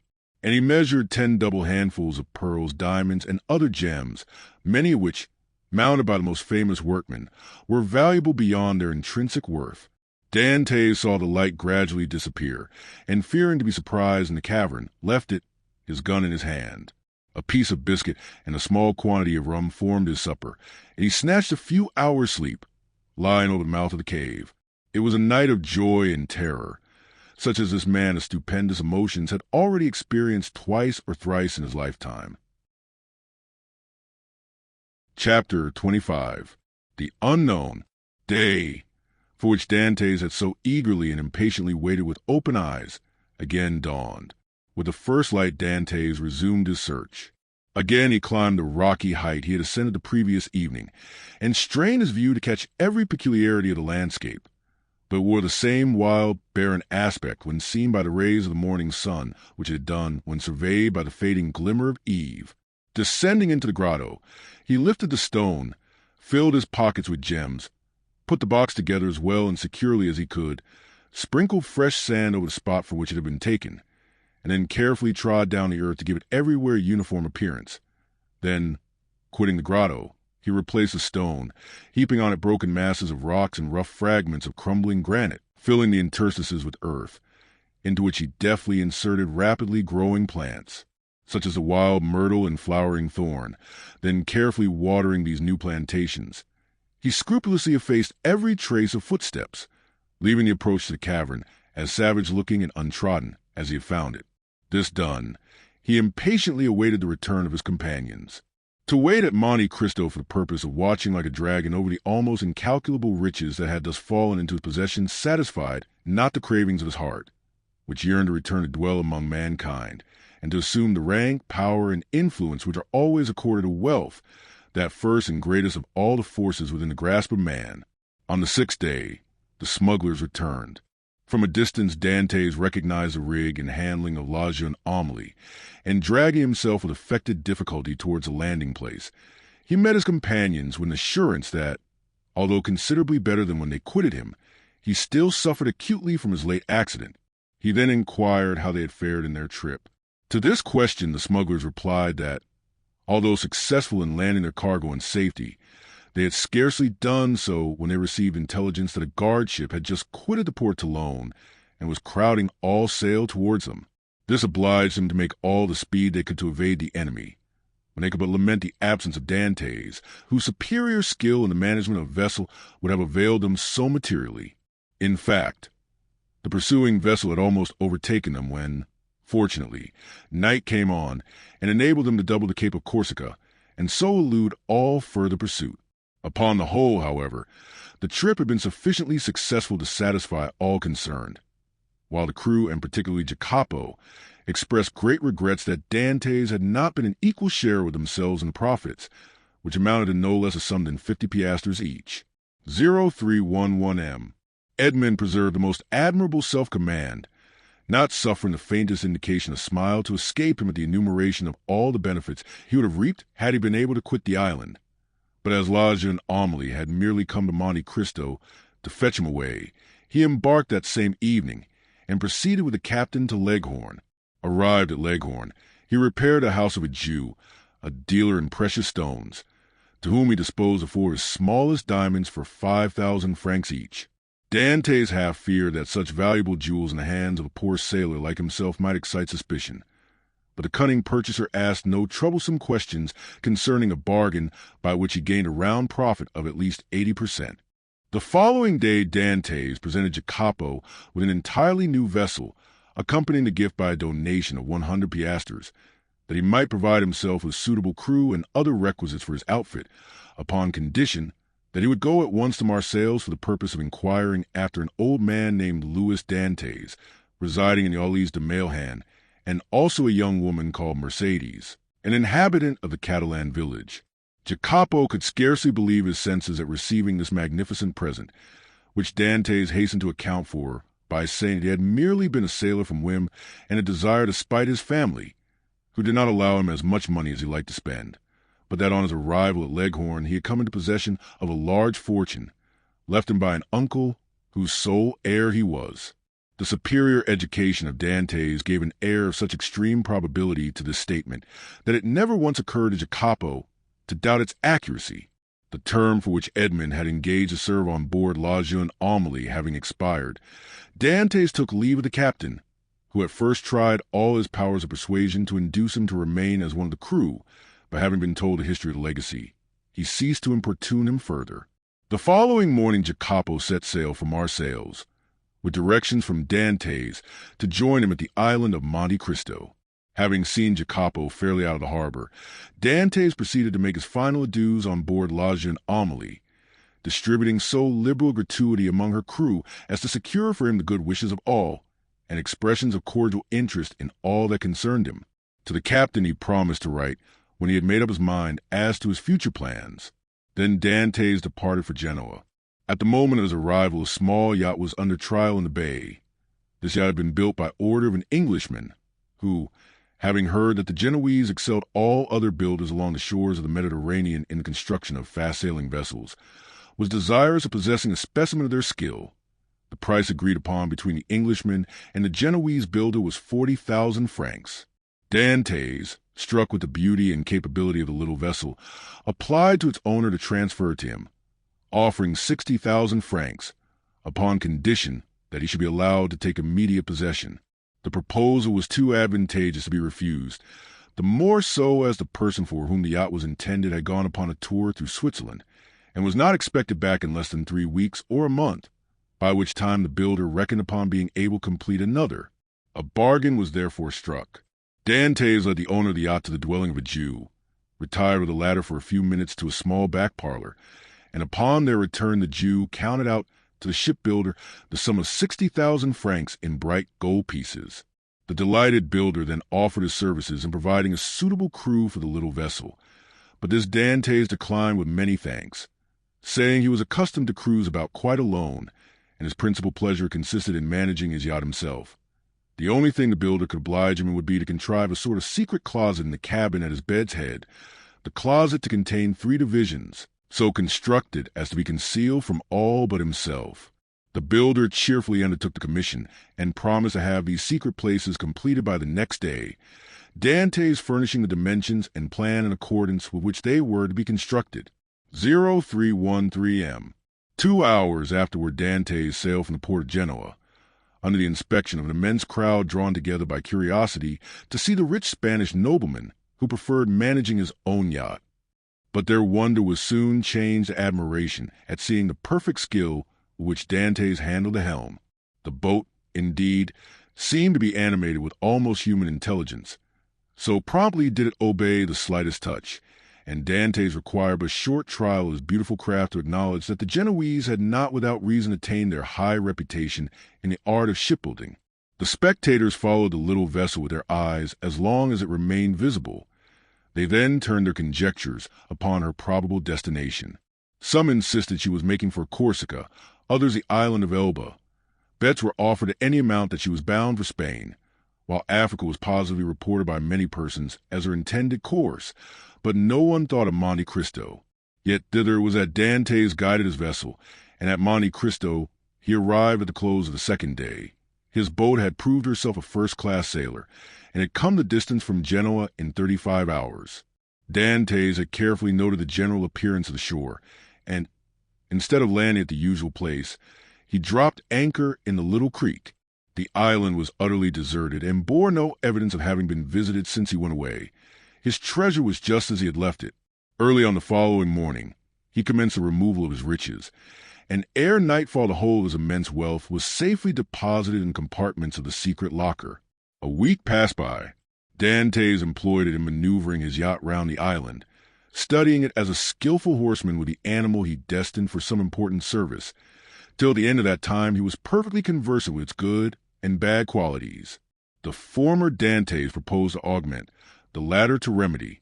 Upon the 8th day he discerned a small vessel under full sail approaching Monte Cristo. As it drew near, he recognized it as the boat he had given to Jacopo. He immediately signaled it. His signal was returned, and in 2 hours afterwards the newcomer lay at anchor beside the yacht. A mournful answer awaited each of Edmond's eager inquiries as to the information Jacopo had obtained. Old Dantès was dead, and Mercedes had disappeared. Dantès listened to these melancholy tidings with outward calmness, but, leaping lightly ashore, he signified his desire to be quite alone. In a couple of hours he returned. 2 of the men from Jacopo's boat came on board the yacht to assist in navigating it, and he gave orders that she should be steered direct to Marseilles. For his father's death he was in some manner prepared, but he knew not how to account for the mysterious disappearance of Mercedes. Without divulging his secret, Dantès could not give sufficiently clear instructions to an agent. There were, besides, other particulars he was desirous of ascertaining, and those were of a nature he alone could investigate in a manner satisfactory to himself. His looking-glass had assured him, during his stay at Leghorn, that he ran no risk of recognition. Moreover, he had now the means of adopting any disguise he thought proper. One fine morning, then his yacht, followed by the little fishing boat, boldly entered the port of Marseilles, and anchored exactly opposite the spot from whence, on the never-to-be-forgotten night of his departure for Château d'If, he had been put on board the boat destined to convey him thither. 0315 M. Still Dantès could not view, without a shudder, the approach of a gendarme who accompanied the officers deputed to demand his bill of health ere the yacht was permitted to hold communication with the shore. But with that perfect self-possession he had acquired during his acquaintance with Faria, Dantès coolly presented an English passport he had obtained from Leghorn, and as this gave him a standing which a French passport would not have afforded, he was informed that there existed no obstacle to his immediate debarkation. The first person to attract the attention of Dantès, as he landed on the Cannebière, was one of the crew belonging to the Pharaon. Edmond welcomed the meeting with this fellow, who had been one of his own sailors, as a sure means of testing the extent of the change which time had worked in his own appearance. Going straight toward him, he propounded a variety of questions on different subjects, carefully watching the man's countenance as he did so, but not a word or look implied that he had the slightest idea of ever having seen before the person with whom he was then conversing. Giving the sailor a piece of money in return for his civility, Dantès proceeded onwards, but ere he had gone many steps he heard a man loudly calling him to stop. Dantès instantly turned to meet him. "I beg your pardon, sir," said the honest fellow, in almost breathless haste, "but I believe you made a mistake. You intended to give me a 2-franc piece, and see, you gave me a double Napoleon." "Thank you, my good friend. I see that I have made a trifling mistake, as you say, but by way of rewarding your honesty, I give you another double Napoleon, that you may drink to my health, and be able to ask your messmates to join you." So extreme was the surprise of the sailor that he was unable even to thank Edmond, whose receding figure he continued to gaze after in speechless astonishment. "Some nabob from India," was his comment. Dantès meanwhile went on his way. Each step he trod oppressed his heart with fresh emotion. His first and most indelible recollections were there. Not a tree, not a street, that he passed but seemed filled with dear and cherished memories. And thus he proceeded onward till he arrived at the end of the Rue de Noailles, from whence a full view of the Allées de Mailhan was obtained. At this spot, so pregnant with fond and filial remembrances, his heart beat almost bursting. His knees tottered under him, a mist floated over his sight, and had he not clung for support to one of the trees, he would inevitably have fallen to ground and been crushed beneath the many vehicles continually passing there. Recovering himself, however, He wiped the perspiration from his brows and stopped not again till he found himself at the door of the house in which his father had lived. The nasturtiums and other plants, which his father had delighted to train before his window, had all disappeared from the upper part of the house. Leaning against a tree, he gazed thoughtfully for a time at the upper stories of the shabby little house. Then he advanced to the door and asked whether there were any rooms to be let. Though answered in the negative, he begged so earnestly to be permitted to visit those on the 5th floor that, in despite of the oft-repeated assurance of the concierge that they were occupied, Dantès succeeded in inducing the man to go up to the tenants and ask permission for a gentleman to be allowed to look at them. The tenants of the humble lodging were a young couple who had been scarcely married a week, and seeing them, Dantès sighed heavily. Nothing in the 2 small chambers forming the apartments remained as it had been in the time of the elder Dantès. The very paper was different, while the articles of antiquated furniture with which the rooms had been filled in Edmond's time had all disappeared. The 4 walls alone remained as he had left them. The bed belonging to the present occupants was placed as the former owner of the chamber had been accustomed to have his, and, in spite of his efforts to prevent it, the eyes of Edmond were suffused in tears as he reflected that on that spot the old man had breathed his last, vainly calling for his son. The young couple gazed with astonishment at the sight of their visitor's emotion, and wondered to see the large tears silently chasing each other down his otherwise stern and immovable features.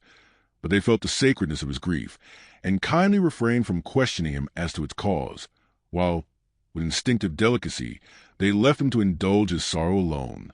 0317 M.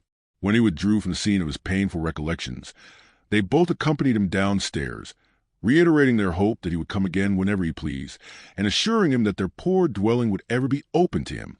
As Edmond passed the door on the 4th floor, he paused to inquire whether Catterus the tailor still dwelt there, but he received for reply that the person in question had got into difficulties, and at the present time kept a small inn on a route from Bellegarde to Beaucaire. Having obtained the address of the person to whom the house in the Allées de Malesherbes belonged, Dantès next proceeded thither, and, under the name of Lord Wilmore, the name and title inscribed on his passport, purchased a small dwelling for the sum of 25,000 francs, at least 10,000 more than it was worth. But had its owner asked 500,000, it would unhesitatingly have been given. The very same day the occupants of the apartments on the 5th floor of the house, now become the property of Dantès, were duly informed by the notary who had arranged the necessary transfer of deeds, etc., that the new landlord gave them their choice of any of the rooms in the house, without the least augmentation of rent, upon condition of their giving instant possession of the 2 small chambers they at present inhabited. This strange event aroused great wonder and curiosity in the neighborhood of the Allées de Malesherbes, and a multitude of theories were afloat, none of which was anywhere near the truth. But what raised public astonishment to a climax, and set all conjecture at defiance, was the knowledge that the same stranger who had in the morning visited the Allées de Malesherbes had been seen in the evening walking in the little village of the Catalans, and afterwards observed to enter a poor fisherman's hut, and to pass more than an hour in inquiring after persons who had either been dead or gone away for more than 15 or 16 years. But on the following day the family from whom all these particulars had been asked received a handsome present, consisting of an entirely new fishing boat, with 2 seines and a tender. The delighted recipients of these munificent gifts would gladly have poured out their thanks to their generous benefactor, but they had seen him, upon quitting the hut, merely give some orders to a sailor, and then springing lightly on horseback, leave Marseilles by the Porte d'Aix. Chapter 26. The Pont du Gard Inn. Such of my readers as have made a pedestrian excursion to the south of France may perchance have noticed, about midway between the town of Beaucaire and the village of Bellegarde, a little nearer to the former than to the latter, a small roadside inn, from the front of which hung, creaking and flapping in the wind, a sheet of tin covered with a grotesque representation of the Pont du Gard. This modern place of entertainment stood on the left-hand side of the post road, and backed upon the Rhone. It also boasted of what in Languedoc is styled a garden, consisting of a small plot of ground, on the side opposite to the main entrance reserved for reception of guests. A few dingy olives and stunted fig trees struggle hard for existence, but their withered, dusty foliage abundantly proved how unequal was the conflict. Between these sickly shrubs grew a scanty supply of garlic, tomatoes, and eschalots, while lone and solitary, like a forgotten sentinel, A tall pine raised its melancholy head in one of the corners of this unattractive spot, and displayed its flexible stem and fan-shaped summit dried and cracked by the fierce heat of the subtropical sun. All these trees, great or small, were turned in the direction to which the mistral blows, one of the three curses of Provence, the others being the Durance and the Parliament. In the surrounding plain, which more resembled a dusty lake than solid ground, were scattered a few miserable stalks of wheat, the effect, no doubt, of a curious desire on the part of the agriculturists of the country to see whether such a thing as the raising of grain in those parched regions was practicable. Each stalk served as a perch for a grasshopper, which regaled the passers-by through this Egyptian scene with its strident, monotonous note. For about 7 or 8 years the little tavern had been kept by a man and his wife, with 2 servants, a chambermaid named Trinette and a hostler called Picard. This small staff was quite equal to all the requirements, for a canal between Beaucaire and Aigues-Mortes had revolutionized transportation by substituting boats for the cart and the stagecoach. And, as though to add to the daily misery which this prosperous canal inflicted on the unfortunate innkeeper, whose utter ruin it was fast accomplishing, it was situated between the Rhone, for which it had its source, and the post road it had depleted, not 100 steps from the inn, of which we have given a brief but faithful description. The innkeeper himself was a man of from 40 to 55 years of age, tall, strong, and bony, a perfect specimen of the natives of those southern latitudes. He had dark, sparkling, and deep-set eyes, hooked nose, and teeth white as those of a carnivorous animal.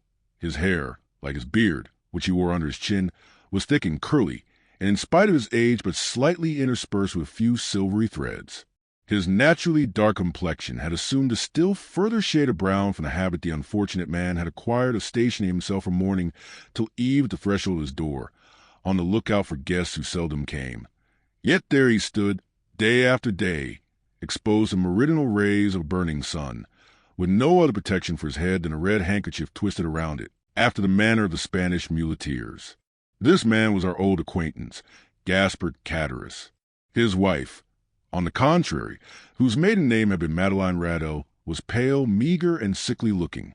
Born in the neighborhood of Alls, she had shared in the beauty for which its women are proverbial, but that beauty had gradually withered beneath the devastating influence of the slow fever so prevalent among dwellers by the ponds of Aigues-Mortes and the marshes of Camargue. She remained nearly always in her second-floor chamber, shivering in her chair, or stretched languid and feeble on her bed, while her husband kept his daily watch at the door, a duty he performed with so much the greater willingness, as it saved him the necessity of listening to the endless plaints and murmurs of his helpmate, who never saw him without breaking out into bitter invectives against fate, to all of which her husband would calmly return an unvarying reply, in these philosophic words: "Hush, La Carcani. It is God's pleasure that things should be so." The sobriquet of La Carcani had been bestowed on Madeleine Radel from the fact that she had been born in a village, so-called, situated between Salon and Lambesc, and as a custom existed among the inhabitants of that part of France, where Cadaris lived of styling every person by some particular and distinctive appellation. Her husband had bestowed on her the name of La Carcani in place of her sweet and euphonious name of Madeleine, which, in all probability, his rude guttural language would not have enabled him to pronounce. Still, let it not be supposed that amid this affected resignation to the will of Providence, the unfortunate innkeeper did not writhe under the double misery of seeing the hateful canal carry off his customers and his profits, and the daily infliction of his peevish partner's murmurs and lamentations. 0323 M. Like other dwellers in the South, he was a man of sober habits and moderate desires, but fond of external show, vain and addicted to display. During the days of his prosperity, not a festivity took place without himself and wife being among the spectators.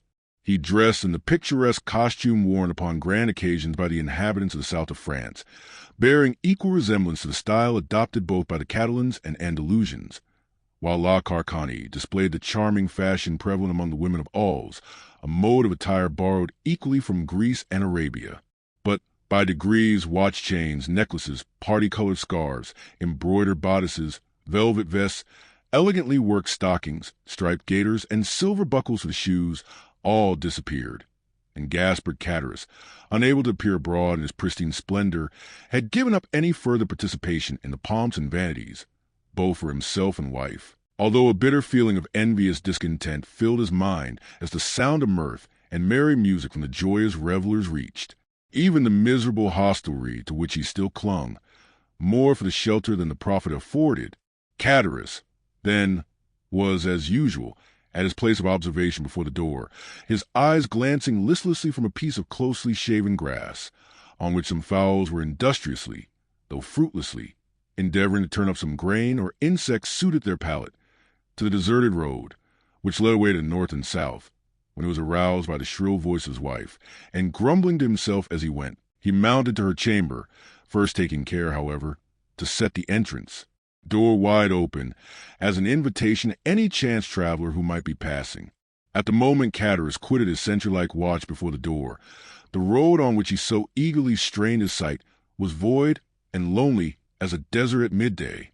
There it lay stretching out into one interminable line of dust and sand, with its sides bordered by tall, meager trees, altogether presenting so uninviting an appearance that no one in his senses could have imagined that any traveler, at liberty to regulate his hours for journeying, would choose to expose himself in such a formidable Sahara. Nevertheless, had Catarus but retained his post a few minutes longer, he might have caught a dim outline of something approaching from the direction of Bellegarde. As the moving object drew nearer, he would easily perceive that it consisted of a man and horse, between whom the kindest and most amiable understanding appeared to exist. The horse was of Hungarian breed, and ambled along at an easy pace. His rider was a priest, dressed in black, and wearing a three-cornered hat, and, spite of the ardent rays of a noonday sun, the pair came on with a fair degree of rapidity. Having arrived before the Pont du Gard, the horse stopped, but whether for his own pleasure or that of his rider would have been difficult to say. However that might have been, the priest, dismounting, led his steed by the bridle in search of some place to which he could secure him.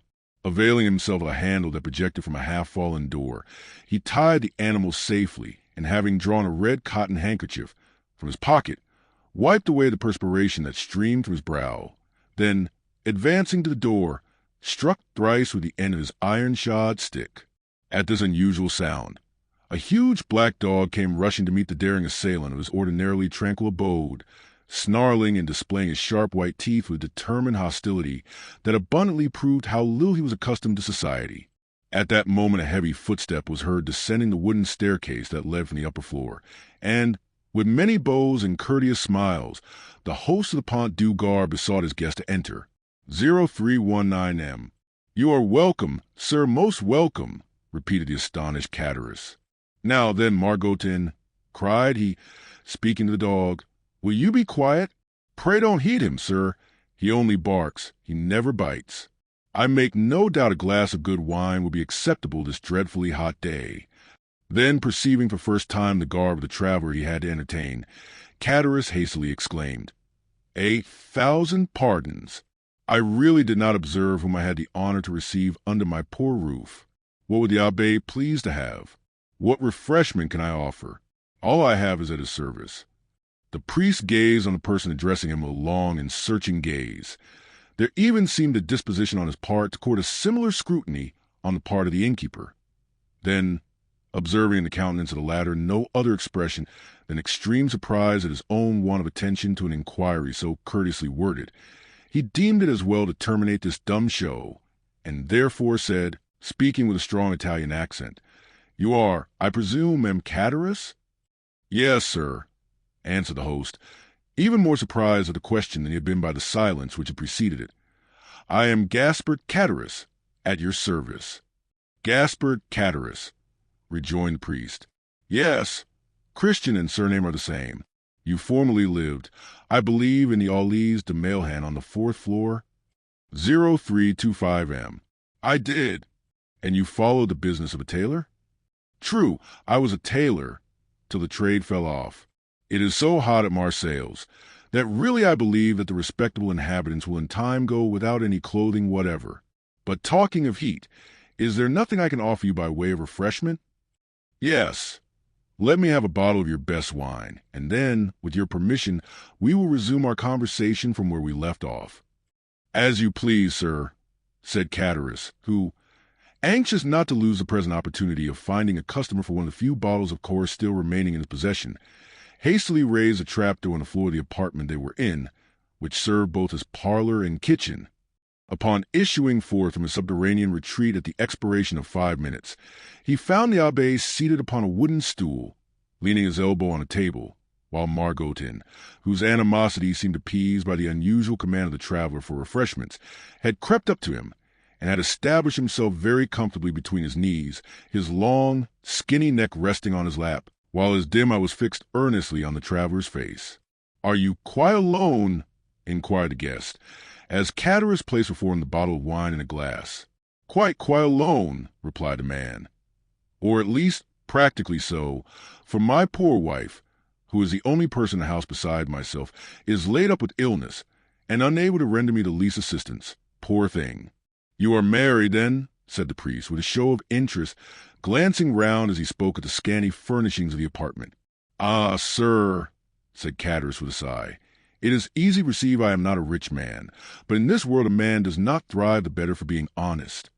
The abbé fixed on him a searching, penetrating glance. "Yes, honest. I can certainly say that much for myself," continued the innkeeper, fairly sustaining the scrutiny of the abbé's gaze. "I can boast with truth of being an honest man, and," continued he significantly, with a hand on his breast and shaking his head, "that is more than everyone can say nowadays. 0327M. "So much the better for you, if what you assert be true," said the abbé, "for I am firmly persuaded that, sooner or later, the good will be rewarded and the wicked punished." "Such words as those belong to your profession," answered Chatteris, "and you do well to repeat them. But," added he with a bitter expression of countenance, "one is free to believe them or not, as one pleases." "You are wrong to speak thus," said the abbé, "and perhaps I may, in my own person, be able to prove to you how completely you are in error." "What mean you?" inquired Chatteris with a look of surprise. "In the first place, I must be satisfied that you are the person I am in search of. What proofs do you require? Did you, in the year 1814 or 1815, know anything of a young sailor named Dantès?" "Dantès? Did I know poor dear Edmond? Why, Edmond Dantès and myself were intimate friends," exclaimed Chatteris, whose countenance flushed darkly as he caught the penetrating gaze of the abbé fixed on him, while the clear, calm eye of the questioner seemed to dilate with feverish scrutiny.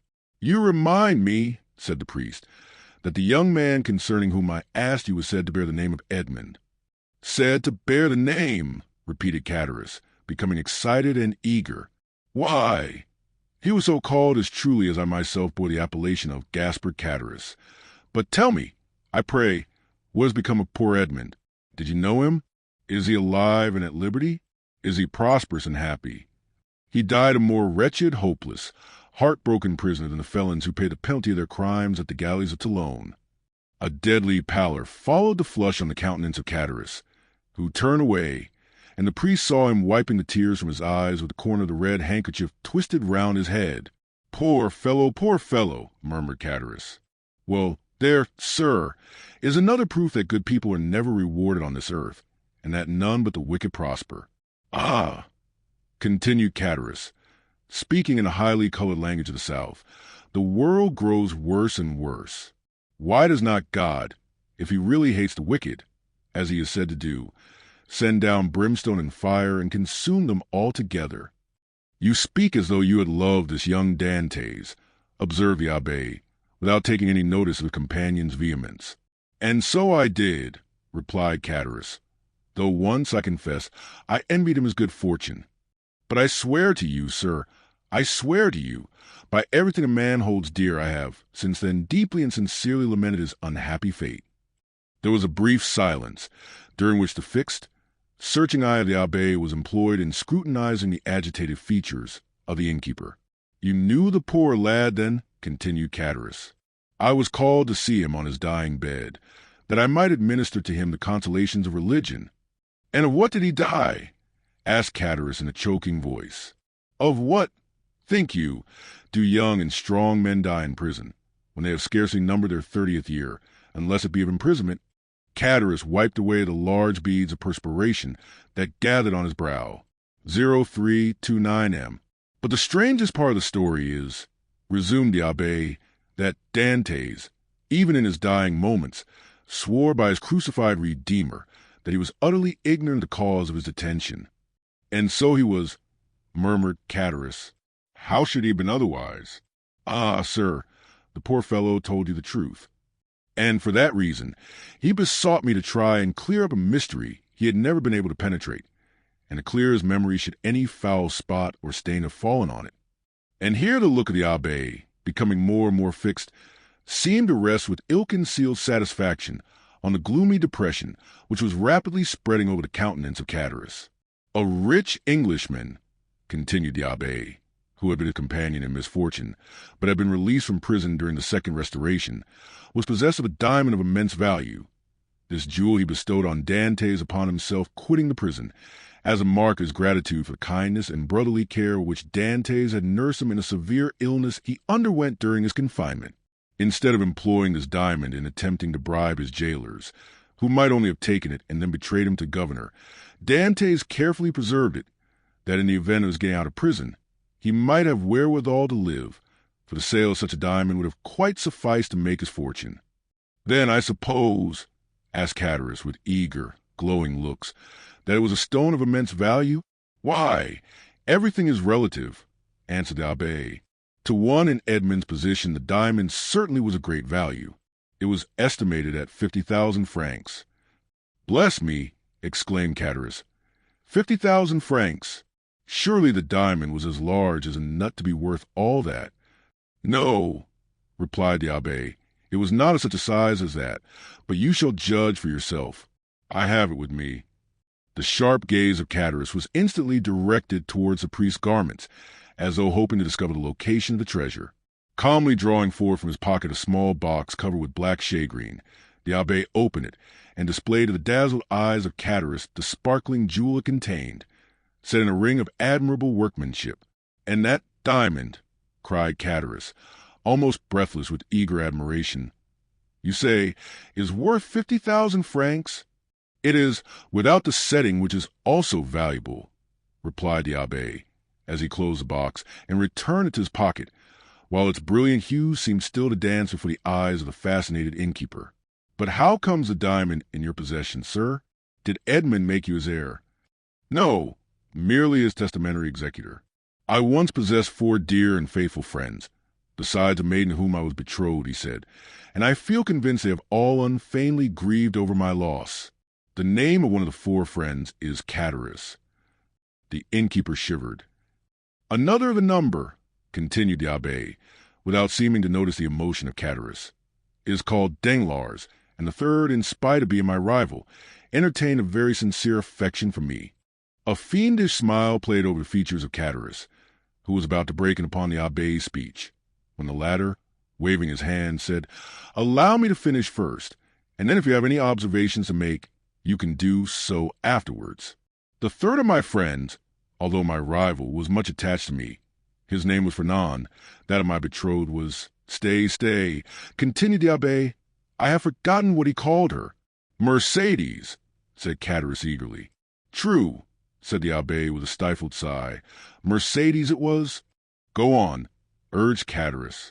Bring me a carafe of water, said the abbé. Chatteris quickly performed the stranger's bidding, and after pouring some into a glass and slowly swallowing its contents, the abbé, resuming his usual placidity of manner, said, as he placed his empty glass on the table, Where did we leave off? The name of Edmond's betrothed was Mercedes. To be sure.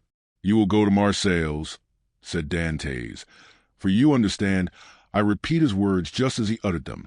Do you understand? Perfectly. You will sell this diamond. You'll divide the money into 5 equal parts, and give an equal portion to these good friends, the only persons who will love me upon earth. But why into 5 parts? Asked Chatteris. You only mention 4 persons. Because the 5th is dead, as I hear. The 5th sharer in Edmond's bequest was his own father. Too true, ejaculated Chatteris, almost suffocated by the contending passions which assailed him. The poor old man did die. I learned so much at Marseilles, replied the abbé, making a strong effort to appear indifferent. But from the length of time that has elapsed since the death of the elder Dantès, I was unable to obtain any particulars of his end. Can you enlighten me on that point? I do not know who could if I could not, said Chatteris. Why? I lived almost on the same floor with the poor old man. Ah, yes, about a year after the disappearance of his son, the poor old man died. Of what did he die? Why, the doctors call it complaint gastroenteritis. I believe his acquaintances say he died of grief, but I, who saw him in his dying moments, I say he died of... Chatteris paused. Of what? Asked the priest anxiously and eagerly. Why, of downright starvation. Starvation! Exclaimed the abbé, springing from his seat. Why? The vilest animals are not suffered to die by such a death as that. The very dogs that wander houseless and homeless in the streets find some pitying hand to cast them a mouthful of bread, and that a man, a Christian, should be allowed to perish of hunger in the midst of other men who call themselves Christians is too horrible for belief. Oh, it is impossible, utterly impossible. What I have said, answered Chatteris. And you are a fool for having said anything about it, said a voice from the top of the stairs. Why should you meddle with what does not concern you? The two men turned quickly and saw the sickly countenance of La Carcani peering between the baluster rails.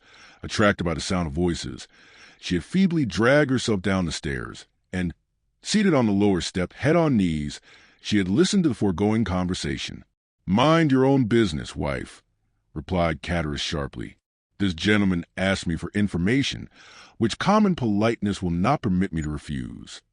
Politeness, you simpleton, retorted La Carcani.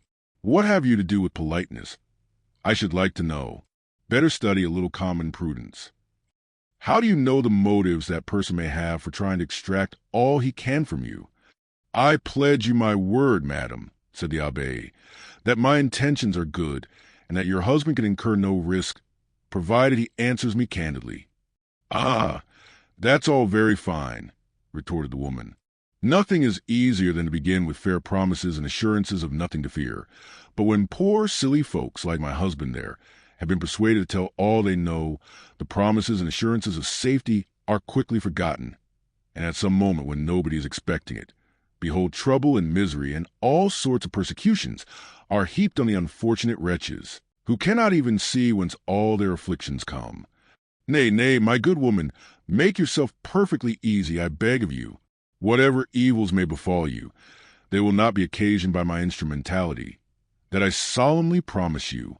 La Carcani muttered a few inarticulate words, then let her head again drop upon her knees, and went into a fit of ague, leaving the two speakers to resume the conversation, but remaining so as to be able to hear every word they uttered. Again the abbé had been obliged to swallow a draught of water to calm the emotions that threatened to overpower him. When he had sufficiently recovered himself, he said, It appears, then, that the miserable old man you were telling me was forsaken by everyone. Surely, had not such been the case, he would not perish by so dreadful a death. Why, he was not altogether forsaken, continued Chatteris. For Mercedes, the Catalan, and Monsieur Moreau were very kind to him, but somehow the poor old man had contracted profound hatred for Fernand, the very person, added Chatteris with a bitter smile, that you named just now as being one of Dantès' faithful and attached friends. And was he not so? Asked the abbé. Gaspard, murmured the woman from her seat on the stairs. Mind what you are saying. Chatteris made no reply to these words, though evidently irritated and annoyed by the interruption, but, addressing the abbé, said, Can a man be faithful to another whose wife he covets and desires for himself? But Dantès was so honorable and true in his own nature that he believed everybody's professions of friendship. Poor Edmond, he was cruelly deceived, but it was fortunate that he never knew, or he might have found it more difficult, when on his deathbed, to pardon his enemies.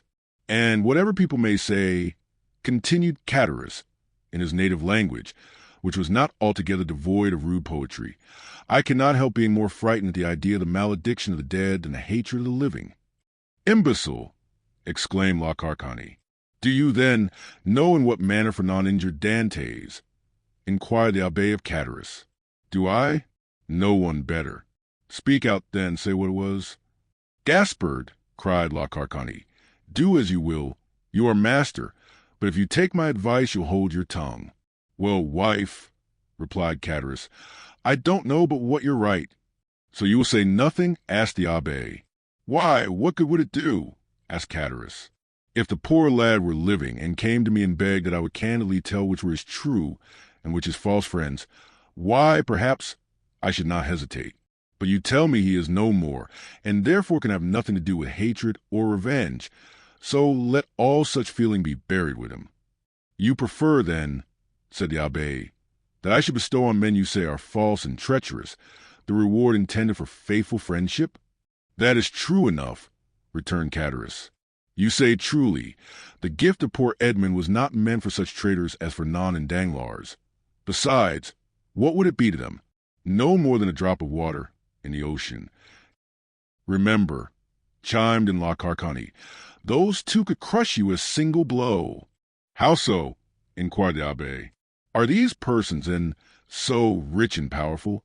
Do you not know their history? I do not. Pray relate it to me. Chatteris seemed to reflect for a few moments, then said, No, truly, it would take up too much time. Well, my good friend, returned the abbé, in a tone that indicated utter indifference on his part, you are at liberty either to speak or be silent, just as you please. For my own part, I respect your scruples and admire your sentiments. So let the matter end. I shall do my duty as conscientiously as I can, and fulfill my promise to the dying man. My first business will be to dispose of this diamond. So saying, the abbé again drew the small box from his pocket, opened it, and contrived to hold it in such a light that a bright flash of brilliant hues passed before the dazzled gaze of Chatteris. Wife, wife, cried he in a hoarse voice, come here. Diamond! Exclaimed La Carcani, rising and descending the chamber with a tolerably firm step. What diamond are you talking about? Why, did you not hear all we said? Inquired Chatteris. It is a beautiful diamond left by poor Edmond Dantès to be sold, and the money divided between his father, Mercedes, his betrothed bride, Fernand, Danglars, and myself.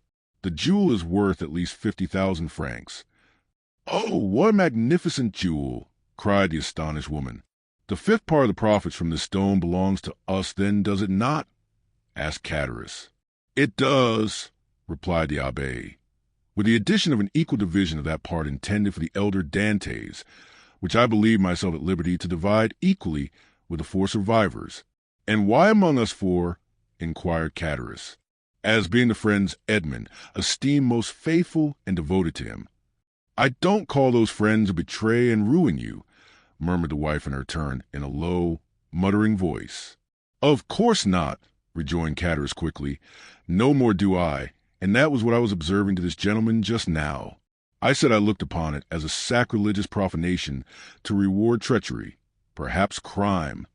Remember, answered the abbé calmly, as he replaced the jewel in its case in the pocket of his cassock, it is your fault, not mine, that I do so. You will have the goodness to furnish me with the address of both Fernand and Danglars, in order that I may execute Edmond's last wishes. The agitation of Chatteris became extreme, and large drops of perspiration rolled from his heated brow. As he saw the abbé rise from his seat and go towards the door, as though to ascertain if his horse were sufficiently refreshed to continue his journey, Chatteris and his wife exchanged looks of deep meaning. 0335M. There you see, wife, said the former. This splendid diamond might all be ours if we chose. Do you believe it? Why, surely a man of his holy profession would not deceive us. Well, replied La Carcani, do as you like. For my part, I wash my hands of the affair. So saying, she once more climbed the staircase leading to her chamber, her body convulsed with chills, and her teeth rattling in her head, in spite of the intense heat of the weather.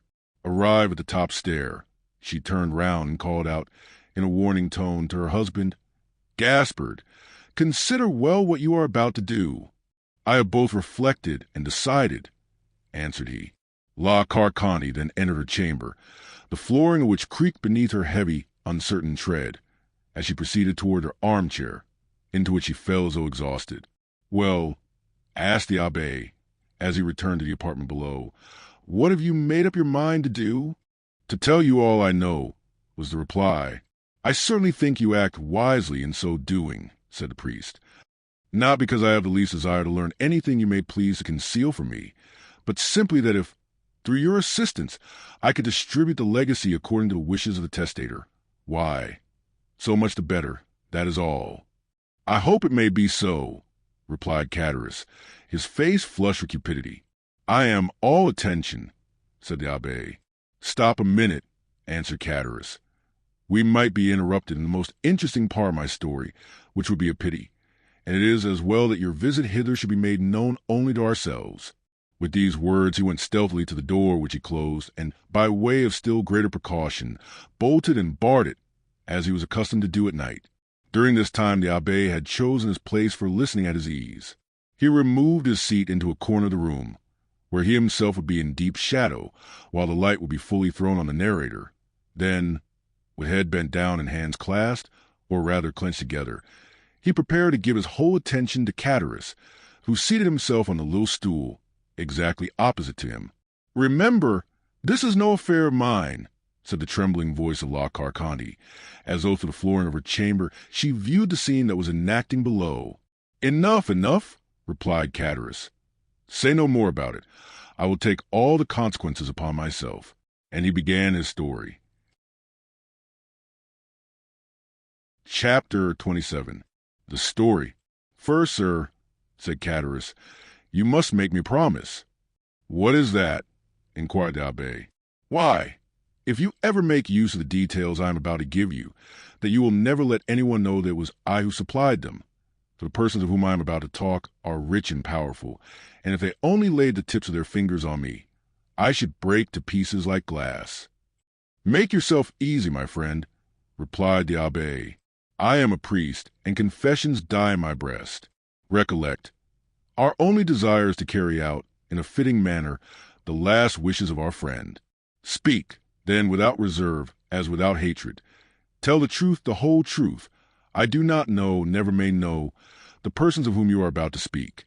Besides, I am an Italian and not a Frenchman, and belong to God and not to man, and I shall shortly retire to my convent, which I have only quitted to fulfill the last wishes of a dying man." This positive assurance seemed to give Catarus a little courage. "Well, then, under these circumstances," said Catarus, I even believe I ought to undeceive you as a friendship which poor Edmond thought so sincere and unquestionable." "Begin with his father, if you please," said the abbé. "Edmond talked to me a great deal about the old man for whom he had the deepest love." "The history is a sad one, sir," said Catarus, shaking his head. "Perhaps you know all the earlier part of it?" "Yes," answered the abbé. "Edmond related to me everything until a moment when he was arrested in a small cabaret close to Marseilles, at La Réserve. Oh, yes, I can see it all before me this moment. Was it not his betrothal feast? It was, and the feast that began so gaily had a very sorrowful ending. A police commissary, followed by 4 soldiers, entered, and Dantès was arrested." "Yes, and up to this point I know all," said the priest. "Dantès himself only knew that which personally concerned him, for he never beheld again the 5 persons I have named to you, or heard mention of any one of them. Well, when Dantès was arrested, Monsieur Moreau hastened to obtain the particulars, and they were very sad. The old man returned alone to his home, folded up his wedding suit with tears in his eyes, and paced up and down his chamber the whole day, and would not go to bed at all, for I was underneath him and heard him walking the whole night. And for myself, I assure you I could not sleep either, for the grief of the poor father gave me great uneasiness, and every step he took went to my heart as really as if his foot had pressed against my breast. The next day Mercedes came to implore the protection of Villefort. She did not obtain it, however, and went to visit the old man. When she saw him so miserable and heartbroken, having passed a sleepless night and not touched food since the previous day, she wished him to go with her that she might take care of him. But the old man would not consent. "No," was the old man's reply, "I will not leave this house, for my poor dear boy loves me better than anything in the world, and if he gets out of prison he will come and see me the first thing, and what would he think if I did not wait here for him?" I heard all this from the window, for I was anxious that Mercedes should persuade the old man to accompany her, for his footsteps over my head night and day did not leave me a moment's repose. "But did you not go upstairs and try to console the poor old man?" asked the abbé. "Ah, sir, replied Catarus. We cannot console those who will not be consoled, and he was one of these. Besides, I know not why, but he seemed to dislike seeing me. One night, however, I heard his sobs, and I could not resist my desire to go up to him. But when I reached his door, he was no longer weeping but praying. I cannot now repeat to you, sir, all the eloquent words and imploring language he made use of. It was more than piety. It was more than grief. And I, who am no cantor and hate the Jesuits, said then to myself, it is really well, and I am very glad that I have not any children. For if I were a father and felt such excessive grief as the old man does, and did not find in my memory or heart all he is now saying, I should throw myself into the sea at once, for I could not bear it. Poor father, murmured the priest. From day to day he lived on alone and more solitary. Morrel and Mercedes came to see him, but his door was closed, and although I was certain he was at home, he would not make any answer. One day, when, contrary to his custom, he had admitted Mercedes, and the poor girl, in spite of her own grief and despair, endeavored to console him, he said to her, Be assured, my dear daughter, he is dead, and instead of expecting him, it is he who is awaiting us. I am quite happy, for I am the oldest, and of course shall see him first. However well-disposed a person may be, why, you see we leave off after a time seeing persons who are in sorrow. They make one melancholy. And so at last old Dantès was left all to himself, and I only saw from time to time strangers go up to him and come down again with some bundle they try to hide. But I guessed what these bundles were, and that he sold by degrees what he had to pay for his subsistence. At length the poor old fellow reached the end of all he had. He owed 3 quarters rent, and they threatened to turn him out. He begged for another week, which was granted to him. I know this, because the landlord came into my apartment when he left his. For the first 3 days I heard him walking about as usual, but on the 4th I heard nothing. I then resolved to go up to him at all risks. The door was closed, but I looked through the keyhole and saw him so pale and haggard that, believing him very ill, I went and told Morrel, and then ran on to Mercedes. They both came immediately, Morrel bringing a doctor, and the doctor said it was inflammation of the bowels, and ordered him a limited diet. I was there, too, and I never shall forget the old man's smile at this prescription. From that time he received all who came. He had an excuse for not eating any more. The doctor had put him on a diet. The abbé uttered a kind of groan. The story interests you, does it not, sir? Inquired Catarus. Yes, replied the abbé. It is very affecting. Mercedes came again, and she found him so altered that she was even more anxious than before to have him taken to her own home. This was M. Morrel's wish also, who would fain have conveyed the old man against his consent.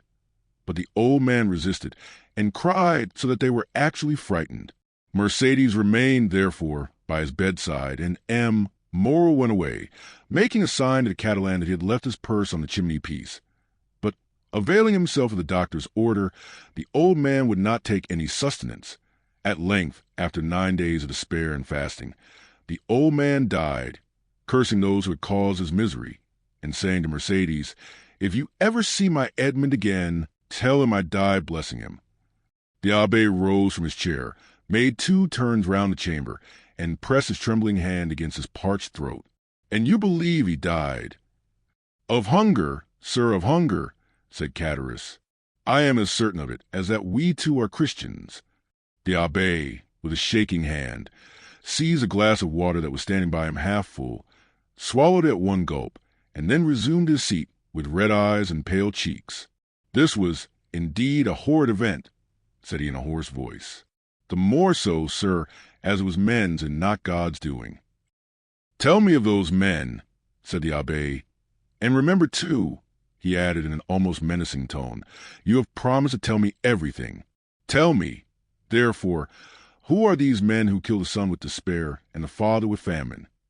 2 men jealous of him, sir, one from love and the other from ambition, Fernand and Danglars. How was this jealousy manifested? Speak on. They denounced Edmond as a Bonapartist agent. Which of the 2 denounced him? Which was the real delinquent? Both, sir, one with a letter and the other put in the post. And where was this letter written? At La Réserve, the day before the betrothal feast. 'Twas so then, murmured the abbé.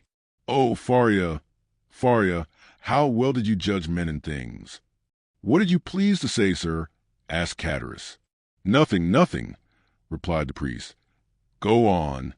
"It was Danglars who wrote the denunciation with his left hand, that his writing might not be recognized, and Fernand who put it in the post." "But," exclaimed the abbé suddenly, "you were there yourself." "I," said Chatteris, astonished. "Who told you I was there?" The abbé saw he had overshot the mark, and he added quickly, "No one, but in order to have known everything so well, you must have been an eyewitness." "True, true," said Chatteris in a choking voice. "I was there." "And did you not remonstrate against such infamy?" asked the abbé. "If not, you were an accomplice." "Sir," replied Chatteris, "they had made me drink to such an excess that I nearly lost all perception. I had only an indistinct understanding of what was passing around me. I said all that a man in such a state could say, but they both assured me that it was a jest they were carrying on, and perfectly harmless. Next day, sir, you must have seen plain enough what they had been doing. Yet you said nothing, though you were present when Dantès was arrested." "Yes, sir, I was there and very anxious to speak, but Danglars restrained me. 'If he should really be guilty,' said he, 'and did really put into the island of Elba, if he is really charged with a letter for the Bonapartist committee at Paris, and if they find this letter upon him, those who have supported him will pass for his accomplices.' I confess I had my fears in the state in which politics then were, and I held my tongue. It was cowardly, I confess, but it was not criminal. 0341M. I understand. You allowed matters to take their course, that was all?" "Yes, sir," answered Chatteris. "And remorse preys on me night and day. I often ask pardon of God. I swear to you, because this action, the only one with which I have seriously to reproach myself in all my life, is no doubt the cause of my abject condition. I am expiating a moment of selfishness, and so I always say to La Carcani, when she complains, 'Hold your tongue, woman, it is the will of God.'" And Chatteris bowed his head with every sign of real repentance. "Well, sir," said the abbé, "you have spoken unreservedly, and thus to accuse yourself is to deserve pardon. Unfortunately, Edmond is dead and has not pardoned me." "He did not know," said the abbé. "But he knows it all now," interrupted Chatteris. "They say the dead know everything." There was a brief silence. The abbé rose and paced up and down pensively, and then resumed his seat. "You have 2 or 3 times mentioned A.M. Morel," he said. "Who was he?" "The owner of a pharaon and patron of Dantès." "And what part did he play in this sad drama?" inquired the abbé. "The part of an honest man, full of courage and real regard. 20 times he interceded for Edmond. When the emperor returned, he wrote, implored, threatened, and so energetically that on the second restoration he was persecuted as a Bonapartist. 10 times, as I told you, he came to see Dantès' father and offered to receive him in his own house. And the night or 2 before his death, as I have already said, he left his purse on the mantelpiece, with which they paid the old man's debts, and buried him decently. And so Edmond's father died, as he had lived, without doing harm to anyone. I have the purse still by me, a large one made of red silk." "And," asked the abbé, "is M. Morel still alive?" "Yes," replied Chatteris. "In that case," replied the abbé, "he should be a man blessed of God, rich, happy." Chatteris smiled bitterly. "Yes, happy as myself," said he. "What, M. Morel unhappy?" exclaimed the abbé. "He is reduced almost to the last extremity. Nay, he is almost at the point of dishonor." "How?" "Yes," continued Chatteris. "So it is, after 25 years of labor, after having acquired a most honorable name in the trade of Marseilles, M. Morel is utterly ruined. He has lost 5 ships in 2 years, has suffered by the bankruptcy of 3 large houses, and his only hope now is in that very pharaon which poor Dantès commanded, and which is expected from the Indies with a cargo of cochineal and indigo. If this ship founders like the others, he is a ruined man." "And has the unfortunate man wife or children?" inquired the abbé. "Yes, he has a wife, who through everything has behaved like an angel. He has a daughter, who is about to marry the man she loved, but whose family now will not allow him to wed the daughter of a ruined man. He has, besides, a son, a lieutenant in the army. And as you may suppose, all this, instead of lessening, only augments his sorrows. If he were alone in the world, he would blow out his brains, and there would be an end. Horrible, ejaculated the priest. And it is thus heaven recompenses virtue, sir, added Cataris. You see, I, who never did a bad action but that I have told you of, am in destitution, with my poor wife dying of fever before my very eyes, and I unable to do anything in the world for her. I shall die of hunger, as old Dantès did, while Fernand and Danglars are rolling in wealth. How is that? Because their deeds brought them good fortune, while honest men have been reduced to misery. What has become of Danglars, the instigator, and therefore the most guilty? What has become of him? Why? He left Marseilles and was taken, on the recommendation of M. Morel, who did not know his crime, as cashier into a Spanish bank. During the war with Spain, he was employed in the commissary of the French army and made a fortune. Then with that money he speculated in the funds and trebled or quadrupled his capital, and, having first married his banker's daughter, who left him a widower, he has married a second time a widow, a Madame de Nargonne, daughter of M. de Servius, the king's chamberlain, who is in high favor at court. He is a millionaire, and they have made him a baron, and now he is the Baron Danglars, with a fine residence in the Rue du Mont Blanc, with 10 horses in his stables, 6 footmen in his antechamber, and I know not how many millions in his strong box. Ah, said the abbé in a peculiar tone, he is happy. Happy? Who can answer for that? Happiness or unhappiness is a secret known but to oneself in the walls. Walls of ears but no tongue. But if a large fortune produces happiness, Danglars is happy. And Fernand? Fernand? Why, much the same story. But how could a poor Catalan fisher boy, without education or resources, make a fortune? I confess this staggers me. And it has staggered everybody. There must have been in his life some strange secret that no one knows. But then, by what visible steps has he attained this high fortune or high position? Both, sir. He has both fortune and position, both. This must be impossible. It would seem so, but listen, and you will understand. Some days before the return of the emperor, Fernand was drafted. The Bourbons left him quietly enough at the Catalans, but Napoleon returned, a special levy was made, and Fernand was compelled to join. I went too, but as I was older than Fernand and had just married my poor wife, I was only sent to the coast. Fernand was enrolled in the active army, went to the frontier with his regiment, and was at the Battle of Ligny. The night after that battle, he was sentry at the door of a general who carried on a secret correspondence with the enemy. That same night, the general was to go over to the English. He proposed to Fernand to accompany him. Fernand agreed to do so, deserted his post, and followed the general. Fernand would have been court-martialed if Napoleon had remained on the throne, but his action was rewarded by the Bourbons. He returned to France with the epaulet of sub-lieutenant, and as a protection of the general, who was in the highest favor, was accorded to him. He was a captain in 1823, during the Spanish War, that is to say, at the time when Danglars made his early speculations.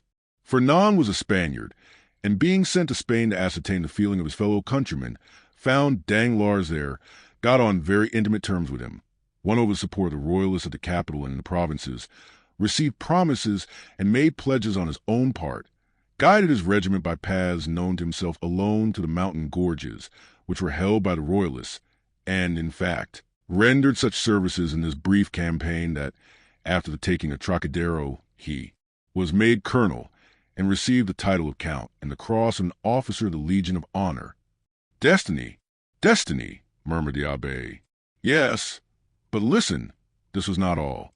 The war with Spain being ended, Fernand's career was checked by the long peace which seemed likely to endure throughout Europe. Greece only had risen against Turkey and had begun her war of independence. All eyes were turned towards Athens. It was a fashion to pity and support the Greeks. The French government, without protecting them openly, as you know, gave countenance to volunteer assistance. Fernand sought and obtained leave to go and serve in Greece, still having his name kept on the army roll, 0345M. Some time after, it was stated that the Count of Morcerf, this was a name he bore, had entered the service of Ali Pasha with the rank of Instructor General. Ali Pasha was killed, as you know, but before he died, he recompensed the services of Fernand by leaving him a considerable sum, with which he returned to France, when he was gazetted Lieutenant General. "So that now," inquired the abbé. "So that now," continued Catullus, "he owns a magnificent house, number 27, Rue du Helder, Paris." The abbé opened his mouth, hesitated for a moment, then, making an effort at self-control, he said, "And Mercedes, they tell me that she has disappeared?" "Disappeared," said Catullus. "Yes, as the sun disappears, to rise the next day with still more splendor." "Has she made a fortune also?" inquired the abbé, with an ironical smile. "Mercedes is at this moment one of the greatest ladies in Paris," replied Catullus. "Go on," said the abbé. "It seems as if I were listening to the story of a dream, but I have seen things so extraordinary that what you tell me seems less astonishing than it otherwise might. Mercedes was at first in the deepest despair at the blow which deprived her of Edmond. I have told you of her attempts to propitiate into Villefort, her devotion to the elder Dantès. In the midst of her despair, a new affliction overtook her. This was the departure of Fernand, whose crime she did not know, and whom she regarded as her brother. Fernand went, and Mercedes remained alone. 3 months passed, and still she wept. No news of Edmond, no news of Fernand, no companionship save that of an old man who was dying with despair. One evening, after a day of accustomed vigil at the angle of 2 roads leading to Marseilles from the Catalans, she returned to her home more depressed than ever. Suddenly she heard a step she knew, turned anxiously around. The door opened, and Fernand, dressed in the uniform of a sub-lieutenant, stood before her. It was not the one she wished for most, but it seemed as if a part of her past life had returned to her. Mercedes seized Fernand's hands with a transport which he took for love, but which was only joy at being no longer alone in the world, and seeing at last a friend after long hours of solitary sorrow. And then, it must be confessed, Fernand had never been hated. He was only not precisely loved. Another possessed all Mercedes' heart. That other was absent, had disappeared, perhaps was dead. At this last thought Mercedes burst into a flood of tears and wrung her hands in agony, but the thought, which she had always repelled before when it was suggested to her by another, came now in full force upon her mind. And then, too, old Dantès and Cecily said to her, "Our Edmond is dead. If he were not, he would return to us." The old man died, as I have told you. Had he lived, Mercedes, perchance, had not become the wife of another, for he would have been there to reproach her infidelity. Fernand saw this, and when he learned the old man's death, he returned. He was now a lieutenant. At his first coming, he had not said a word of love to Mercedes. At the second, he reminded her that he loved her. Mercedes begged for 6 months more in which to await and mourn for Edmond. "So that," said the abbé with a bitter smile, "that makes 18 months in all. What more could the most devoted lover desire?" Then he murmured the words of the English poet, "Frailty, thy name is woman." 6 months afterwards, continued Catullus, the marriage took place in the church of Coles. "The very church in which he was to have married Edmond," murmured the priest.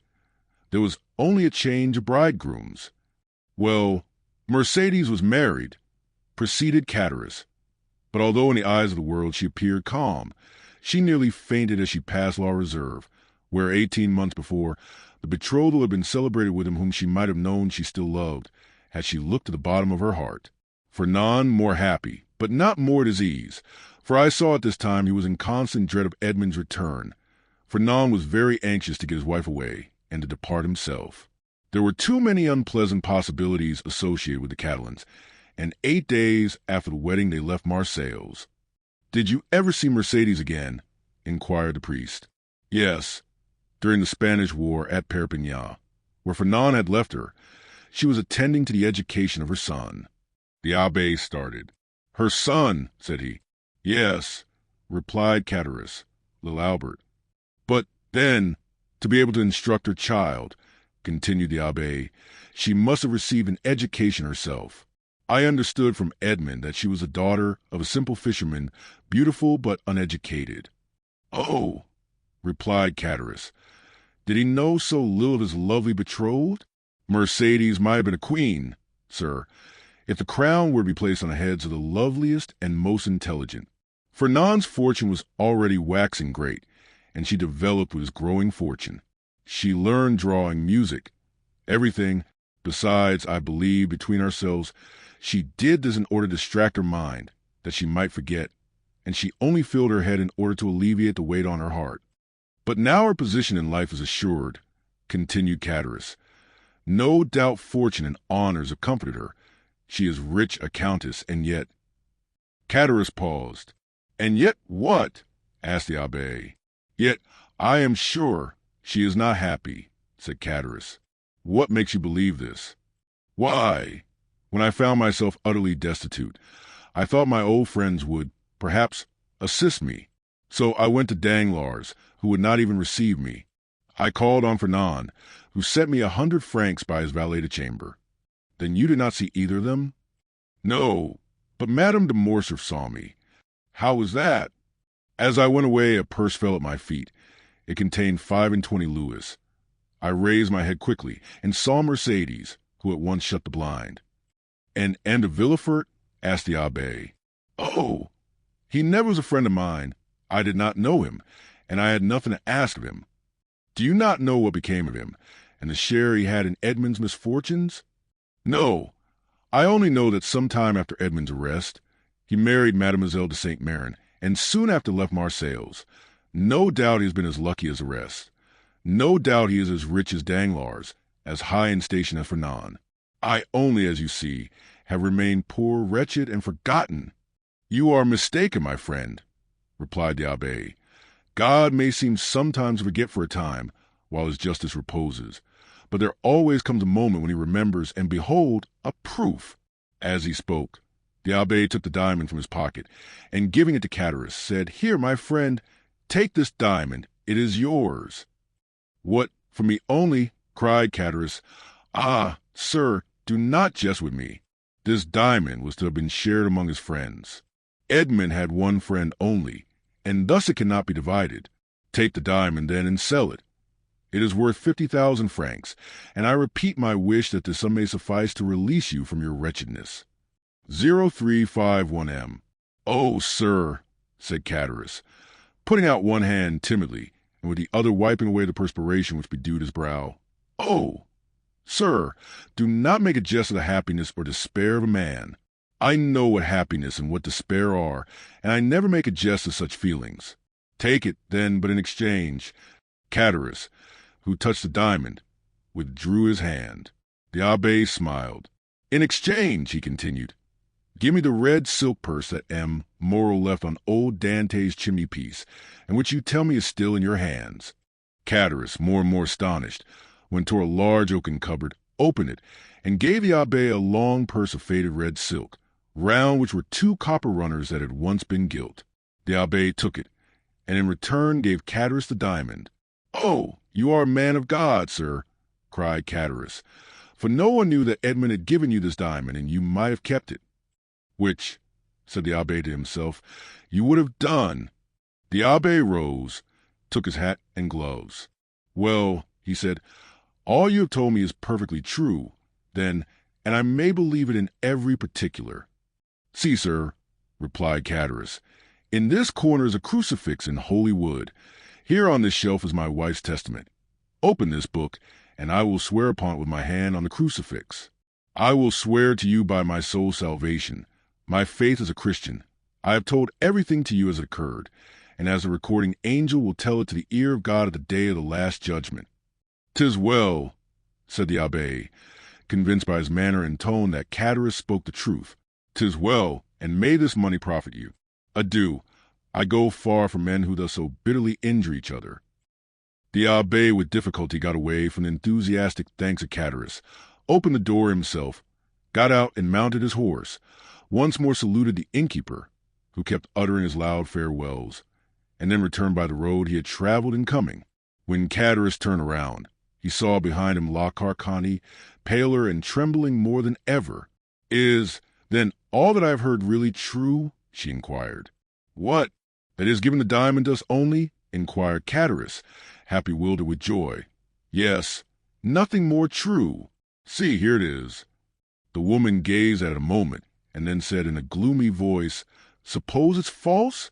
Chatteris started and turned pale. "False," he muttered. "False. Why should that man give me a false diamond? 0349M. To get your secret without paying for it, you blockhead." Chatteris remained for a moment aghast under the weight of such an idea. "Oh," he said, taking up his hat, which he placed on the red handkerchief tied round his head. "We will soon find out." "In what way?" "Why, the fair is on at Beaucaire. There are always jewelers from Paris there, and I will show it to them. Look after the house, wife, and I shall be back in 2 hours." And Chatteris left the house in haste, and ran rapidly in the direction opposite to that which the priest had taken. 50,000 francs, muttered La Carcani when left alone. "It is a large sum of money, but it is not a fortune." Chapter 28. The Prison Register. The day after that in which the scene we had just described had taken place on the road between Bellegarde and Beaucaire, a man of about 30 or 32, dressed in a bright blue frock coat, nankeen trousers, and a white waistcoat, having the appearance and accent of an Englishman, presented himself before the mayor of Marseilles. "Sir," said he, "I am chief clerk of the house of Thompson and French of Rome. We are, and have been these 10 years, connected with the house of Morel and Son of Marseilles. We have 100,000 francs or thereabouts loan on their securities, and we are a little uneasy at reports that have reached us that the firm is on the brink of ruin. I have come, therefore, express from Rome, to ask you for information."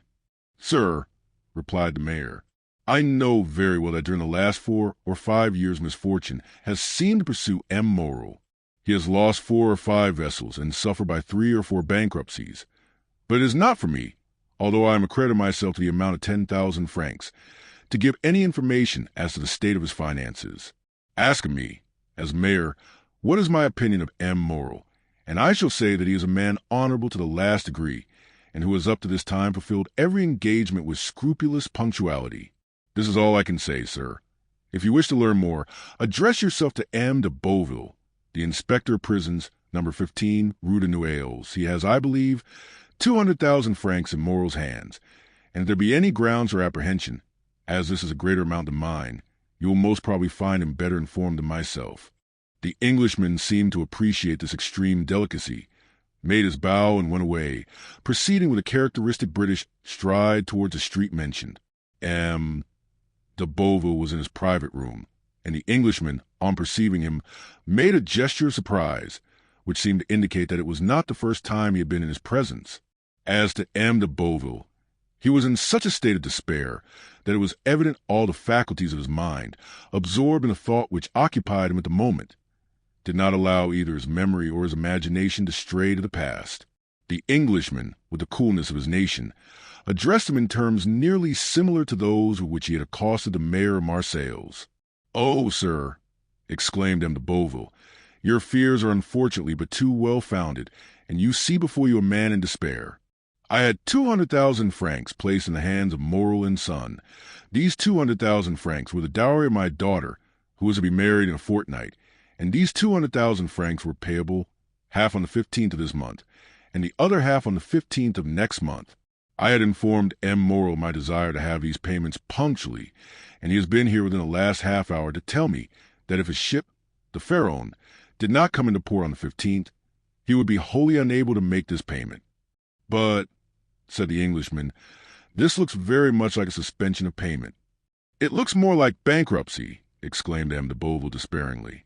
The Englishman appeared to reflect a moment, and then said, "From which it would appear, sir, that this credit inspires you with considerable apprehension?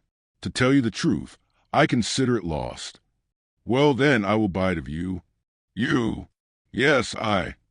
"But at a tremendous discount, of course?" "No, for 200,000 francs. Our house," added the Englishman with a laugh, "does not do things in that way. And you will pay—" "Ready money." 20023M. And the Englishman drew from his pocket a bundle of banknotes, which might have been twice the sum M. de Beauville feared to lose. A ray of joy passed across M.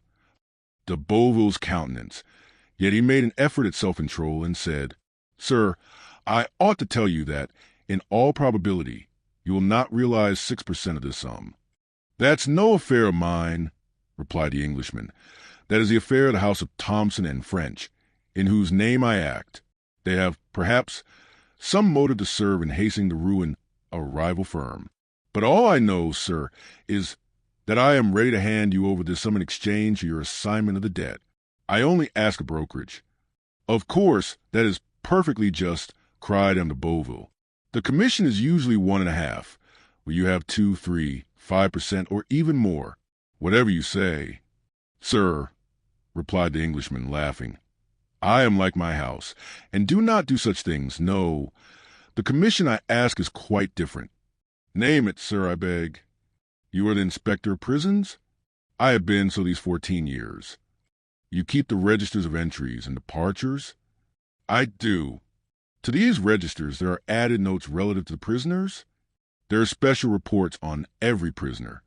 Well, sir, I was educated at Rome by a poor devil abbé who disappeared suddenly. I have since learned that he was confined in the Château d'If, and I should like to learn some particulars of his death. What was his name? The Abbé Faria. Oh, I recollect him perfectly, cried de Boville. He was crazy. So they said. Oh, he was decidedly. Very possibly, but what sort of madness was it? He pretended to know of an immense treasure, and offered vast sums to government if they would liberate him. Poor devil, and he is dead? Yes, sir, 5 or 6 months ago, last February. You have a good memory, sir, to recollect dates so well. I recollect this, because the poor devil's death was accompanied by a singular incident. May I ask what that was? Said the Englishman with an expression of curiosity, which a close observer would have been astonished at discovering in his phlegmatic countenance. Oh, dear, yes, sir. The Abbé's dungeon was 40 or 50 feet distant from that of one of Bonaparte's emissaries, one of those who had contributed the most to the return of the usurper in 1815, a very resolute and very dangerous man. Indeed, said the Englishman. Yes, replied de Boville. I myself had occasion to see this man in 1816 or 1817, and we could only go into his dungeon with a file of soldiers. That man made a deep impression on me. I shall never forget his countenance. 20025M. The Englishman smiled imperceptibly. And you say, sir, he interposed, that the two dungeons were separated by a distance of 50 feet. But it appears that this Edmond Dantès, this dangerous man's name was Edmond Dantès. It appears, sir, that this Edmond Dantès had procured tools, or made them, for they found a tunnel through which the prisoners held communication with one another. This tunnel was dug, no doubt, with an intention of escape? No doubt. But unfortunately for the prisoners, the Abbé Faria had an attack of catalepsy and died. That must have cut short the projects of escape. For the dead man, yes, replied M. de Boville, but not for survivor. On the contrary, this Dantès saw a means of accelerating his escape. He, no doubt, thought that prisoners who died in the Château d'If were interred in an ordinary burial ground, and he conveyed the dead man into his own cell, took his place in the sack in which they had sewed up the corpse, and awaited the moment of interment. It was a bold step, and one that showed some courage, remarked the Englishman. As I've already told you, sir, he was a very dangerous man, and, fortunately, by his own act disembarrassed the government of the fears it had on his account. How was that? How? Do you not comprehend? No. The Château d'If has no cemetery, and they simply throw the dead into the sea, after fastening a 36-pound cannonball to their feet. Well, observed the Englishman as if he were slow of comprehension. Well, they fastened a 36-pound ball to his feet and threw him into the sea. Really? Exclaimed the Englishman. Yes, sir, continued the inspector of prisons. You may imagine the amazement of the fugitive when he found himself flung headlong over the rocks. I should like to have seen his face at that moment. That would have been difficult. No matter, replied de Boville, in supreme good humor at the certainty of recovering his 200,000 francs. No matter, I can fancy it. And he shouted with laughter. So can I, said the Englishman, and he laughed too. But he laughed as the English do, at the end of his teeth. And so, continued the Englishman, who first gained his composure, He was drowned, unquestionably, so that the governor got rid of the dangerous and the crazy prisoner at the same time? Precisely 20027M. But some official document was drawn up as to this affair, I suppose? Inquired the Englishman. Yes, the mortuary deposition. You understand, Dante's relations, if he had any, might have some interest in knowing if he were dead or alive. So that now, if there were anything to inherit from him, they may do so with easy conscience. He is dead, and no mistake about it. Oh, yes, and they may have the fact attested whenever they please. So be it, said the Englishman.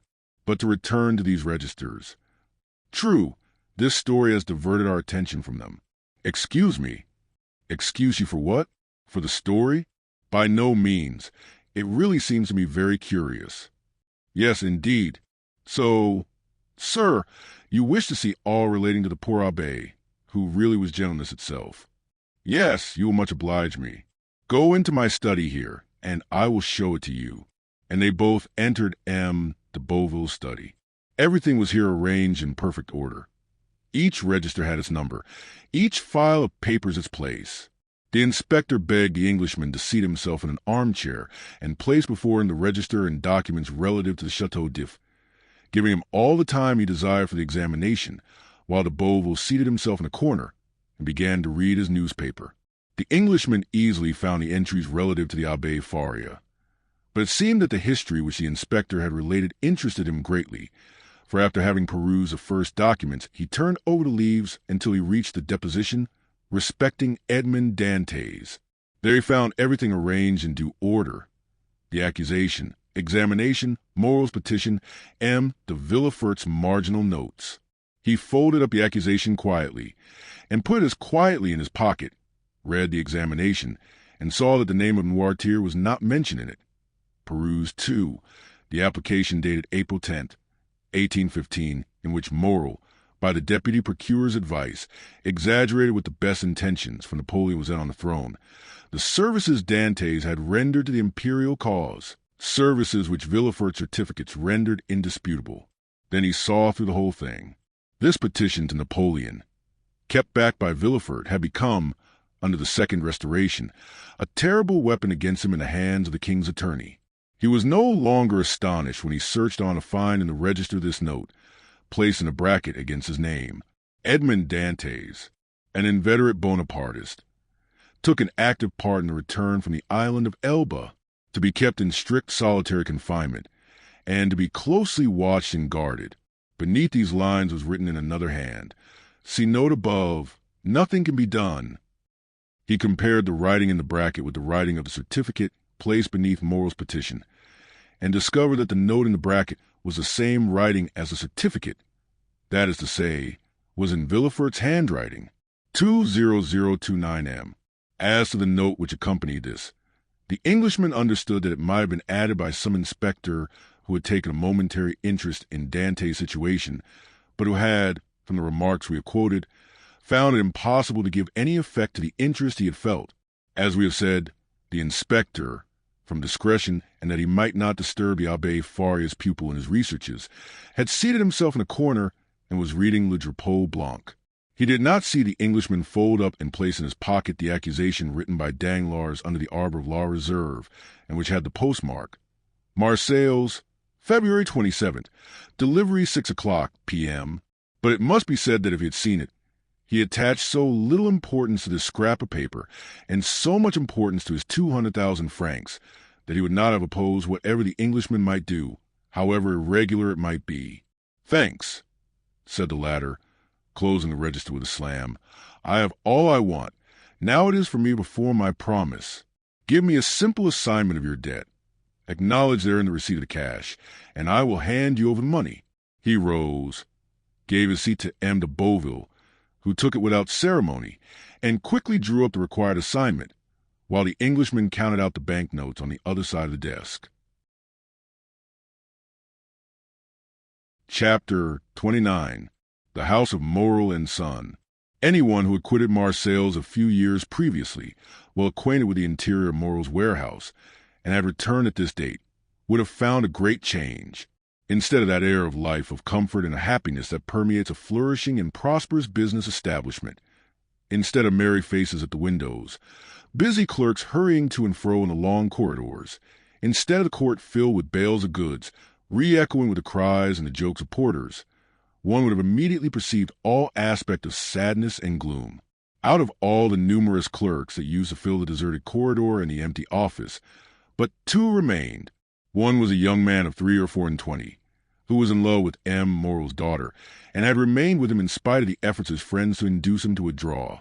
The other was an old one-eyed cashier called Cockles or Cockeye, a nickname given him by the young men who used to throng this vast, now almost deserted beehive, and which had so completely replaced his real name that he would not, in all probability, have replied to anyone who addressed him by it. Cockles remained in M. Morrel's service, and a most singular change had taken place in his position. He had at the same time risen to the rank of cashier, and sunk to the rank of a servant.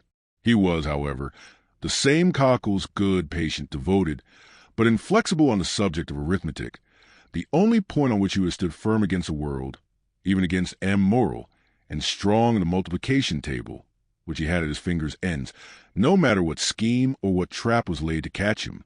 In the midst of the disasters that befell the house, Cockles was the only one unmoved. But this did not arise from a want of affection. On the contrary, from a firm conviction, like the rats that one by one forsake the doomed ship even before the vessel weighs anchor, so all the numerous clerks had by degrees deserted the office and the warehouse. Cockles had seen them go without thinking of inquiring the cause of their departure. Everything was, as we have said, a question of arithmetic to Cockles, and during 20 years he had always seen all payments made with such exactitude that it seemed as impossible to him that the house should stop payment, as it would to a miller that the river that had so long turned his mill should cease to flow. Nothing had as yet occurred to shake Cockles' belief. The last month's payment had been made with the most scrupulous exactitude. Cockles had detected an overbalance of 14 sous in his cash, and the same evening he had brought them to M. Morrel, who, with a melancholy smile, threw them into an almost empty drawer, saying, "Thanks, Cockles, you're the pearl cashiers." Cockles went away perfectly happy, for this eulogium of M. Morrel, himself the pearl of the honest men of Marseilles, flattered him more than a present of 50 crowns. But since the end of the month, M. Morrel had passed many an anxious hour. In order to meet the payments then due, he had collected all his resources, and, fearing lest a report of his distress should get bruited abroad at Marseilles when he was known to be reduced to such an extremity, he went to Beaucaire Fair to sell his wife's and daughter's jewels and a portion of his plate. By this means the end of the month was past, but his resources were now exhausted. Credit, owing to the reports afloat, was no longer to be had, and to meet the 100,000 francs due on the 15th of the present month, and the 100,000 francs due on the 15th of the next month to M. de Beauville, M. Morrel had, in reality, no hope but the return of the Pharaon, of whose departure he had learned from a vessel which had weighed anchor at the same time, and which had already arrived in harbor. But this vessel, which, like the Pharaon, came from Calcutta, had been in for a fortnight, while no intelligence had been received of the Pharaon. 2:0033 M. Such was the state of affairs when, the day after his interview with M. de Beauville, the confidential clerk of the house of Thompson and French of Rome presented himself at M. Morrel's. Emmanuel received him. This young man was alarmed by the appearance of every new face, for every new face might be that of a new creditor, come in anxiety to question the head of the house. The young man, wishing to spare his employer the pain of this interview, questioned the newcomer, but the stranger declared that he had nothing to say to Emmanuel, and that his business was with M. Morrel in person. Emmanuel sighed and summoned Cockles. Cockles appeared, and the young man bade him conduct the stranger to M. Morrel's apartment. Cockles went first, and the stranger followed him. On the staircase they met a beautiful girl of 16 or 17, who looked with anxiety at the stranger. "M.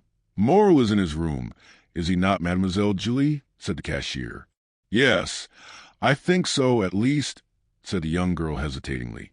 "Go and see, Cockles, and if my father is there, announce this gentleman." "It will be useless to announce me, mademoiselle," returned the Englishman. "M. Morrel does not know my name. This worthy gentleman has only to announce the confidential clerk of the house of Thomson and French of Rome, with whom your father does business." The young girl turned pale and continued to descend, while the stranger and Cockles continued to mount the staircase. She entered the office where Emmanuel was, while Cockles, by the aid of a key he possessed, opened a door in the corner of a landing place on the second staircase, conducted the stranger into an antechamber, opened a second door, which he closed behind him, and after having left clerk of the house of Thomson and French alone, returned and signed to him that he could enter. The Englishman entered and found Morrill seated at a table, turning over the formidable columns of his ledger, which contained the list of his liabilities. At the sight of the stranger, Morrill closed the ledger, arose, and offered a seat to the stranger, and when he had seen him seated, resumed his own chair. 14 years had changed the worthy merchant, who, in his 36th year, the opening of this history, was now in his 50th. His hair had turned white, time and sorrow had plowed deep furrows on his brow, and his look, once so firm and penetrating, was now irresolute and wandering, as if he feared being forced to fix his attention on some particular thought or person. The Englishman looked at him with an air of curiosity, evidently mingled with interest. "Monsieur," said Morrill, whose uneasiness was increased by this examination, "you wish to speak to me?" "Yes, monsieur. You are aware from whom I come?" "The house of Thomson and French. At least, so my cashier tells me." "He has told you rightly. The house of Thomson and French had 300,000 or 400,000 francs to pay this month in France, and, knowing your strict punctuality, have collected all the bills bearing your signature, and charged me as they became due to present them, and to employ the money otherwise." Morrill sighed deeply and passed his hand over his forehead, which was covered with perspiration. "So then, sir," said Morrill, "you hold bills of mine?" "Yes, and for a considerable sum." "What is the amount?" asked Morrill with a voice he strove to render firm. 20035 M. "Here is," said the Englishman, taking a quantity of papers from his pocket, "an assignment of 200,000 francs to our house by M. de Beauville, the inspector of prisons, to whom they are due. You acknowledge, of course, that you owe this sum to him?" "Yes. He placed the money in my hands at 4.5% nearly 5 years ago." "When are you to pay?" "Half the 15th of this month, half the 15th of next." "Just so. And now here are 32,500 francs payable shortly. They are all signed by you and assigned to our house by the holders." "I recognize them," said Morrill, whose face was suffused, as he thought that, for the first time in his life, he would be unable to honor his own signature. "Is this all?" "No. I have for the end of the month these bills which have been assigned to us by the house of Pascal and the house of Wilde and Turner of Marseilles, amounting to nearly 55,000 francs. In all, 287,500 francs. It is impossible to describe what Morrill suffered during this enumeration. 287,500 francs, repeated he. "Yes, sir," replied the Englishman. "I will not," continued he, after a moment's silence, "conceal from you that while your probity and exactitude up to this moment are universally acknowledged, yet the report is current in Marseilles that you are not able to meet your liabilities." At this almost brutal speech Morrill turned deathly pale. "Sir," said he, "up to this time, and it is now more than 24 years since I received the direction of this house from my father, who had himself conducted it for 35 years, never has anything bearing the signature of Morrill and Son been dishonored." "I know that," replied the Englishman, "but as a man of honor should answer another. Tell me fairly, shall you pay these with the same punctuality?" Morrill shuddered and looked at the man, who spoke with more assurance than he had hitherto shown. "To questions frankly put," said he, "a straightforward answer should be given. Yes, I shall pay if, as I hope, my vessel arrives safely, for the arrival will again procure me the credit which the numerous accidents, of which I have been the victim, have deprived me. But if the Pharaon should be lost, and this last resource be gone." The poor man's eyes filled with tears. "Well," said the other, "if this last resource fail you?" "Well," returned Morrill, "it is a cruel thing to be forced to say, but, already used to misfortune, I must habituate myself to shame. I fear I shall be forced to suspend payment. Have you no friends who could assist you? Morrill smiled mournfully. In business, sir, said he, one has no friends, only correspondents. It is true, murmured the Englishman. Then you have but one hope. But one. The last. So that if this fail, I am ruined, completely ruined. As I was on my way here, a vessel was coming into port. I know it, sir. A young man, who still adheres to my fallen fortunes, passes a part of his time in a belvedere at the top of the house, in hopes of being the first to announce good news to me. He has informed me of the arrival of this ship. And it is not yours? No. She is a Bordeaux vessel, La Gironda. She comes from India also, but she is not mine. Perhaps she has spoken to the Pharaoh, and brings you some tidings of her? Shall I tell you plainly one thing, sir? I dread almost as much to receive any tidings of my vessel as to remain in doubt. Uncertainty is still hope. Then in a low voice Morrill added, This delay is not natural. The Pharaoh left Calcutta the 5th of February. She ought to have been here a month ago. What is that? Said the Englishman. What is the meaning of that noise? Oh, my God! Cried Morrill, turning pale. What is it? A loud noise was heard on the stairs of people moving hastily and half-stifled sobs. Morrill rose and advanced to the door, but his strength failed him and he sank into a chair. The two men remained opposite one another, Morrill trembling in every limb, the stranger gazing at him in an air of profound pity. The noise had ceased, but it seemed that Morrill expected something. Something had occasioned the noise, and something must follow. The stranger fancied he heard footsteps on the stairs, and that the footsteps, which were those of several persons, stopped at the door. A key was inserted in the lock of the first door, and the creaking of hinges was audible. There are only two persons who have the key to that door, murmured Morrill, Cockles and Julie. At this instant the second door opened, and a young girl, her eyes bathed with tears, appeared. Morrill rose tremblingly, supporting himself by the arm of the chair. He would have spoken, but his voice failed him. "Oh, father," said she, clasping her hands, "forgive your child for being the bearer of evil tidings." Morrill again changed color. Julie threw herself into his arms. "Oh, father, father," murmured she, "courage." "The Pharaoh has gone down, then," said Morrill in a hoarse voice. The young girl did not speak, but she made an affirmative sign with her head as she lay on her father's breast. "And the crew?" asked Morrill. "Saved," said the girl. "Saved by the crew of a vessel that has just entered the harbor." Morrill raised his two hands to heaven with an expression of resignation and sublime gratitude. "Thanks, my God," said he. "At least thou strikest but me alone." A tear moistened the eye of the phlegmatic Englishman. Come in," said Morrill, "for I presume you are all at the door." Scarcely had he uttered those words when Madame Morrill entered weeping bitterly. Emmanuel followed her, and in the antechamber were visible the rough faces of 7 or 8 half-naked sailors.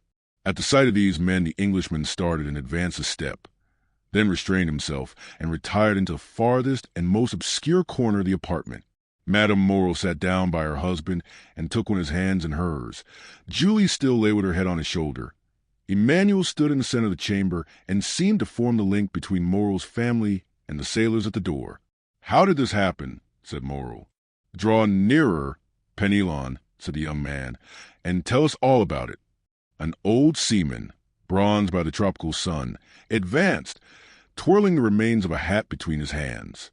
"Good day, M. Morrill," said he, as if he had just quitted Marseilles the previous evening, and had just returned from Aix or Toulon. "Good day, Penelon," returned Morrill, who could not refrain from smiling through his tears. "Where's the captain?" "The captain, M. Morrill. He has stayed behind sick at Palma, but please God, it won't be much, and you will see him in a few days all alive and hearty." "Well, now tell your story, Penelon." 20039 M. Penelon rolled his quid in his cheek, placed his hand before his mouth, turned his head and sent a long jet of tobacco juice into the antechamber, advanced his foot, balanced himself, and began. "You see, M. Morrill," said he, "we were somewhere between Cape Blanc and Cape Boyador, sailing with fair breeze, south-southwest after a week's calm, when Captain Galmer comes up to me. I was at the helm, I should tell you, and says, 'Penelon, what do you think of those clouds coming up over there? I was just then looking at them myself. What do I think, Captain? Why, I think that they are rising faster than they have any business to do, and that they would not be so black if they didn't mean mischief. That's my opinion, too, said the captain, and I'll take precautions accordingly. We are carrying too much canvas. Avast, they're all hands. Taking studding sails and stow the flying jib. It was time. The squall was on us, and the vessel began to heel. Ah, said the captain, we have still too much canvas set. All hands lower the mainsail. 5 minutes after it was down, and we sailed under mizzen topsails and topgallant sails. Well, Penelon, said the captain, what makes you shake your head? Why? I says, I still think you got too much on. I think you're right, answered he. We shall have a gale. A gale? More than that. We shall have a tempest, or I don't know what's what. You could see the wind coming like the dust at Montredon. Luckily, the captain understood his business. Taking 2 reefs in the topsails, cried the captain, let go the bowlines, haul the brace, lower the topgallant sails, haul out the reef tackles on the yards. 20041 M. That was not enough for those latitudes, said the Englishman. I should have taken 4 reefs in the topsails and furled the spanker.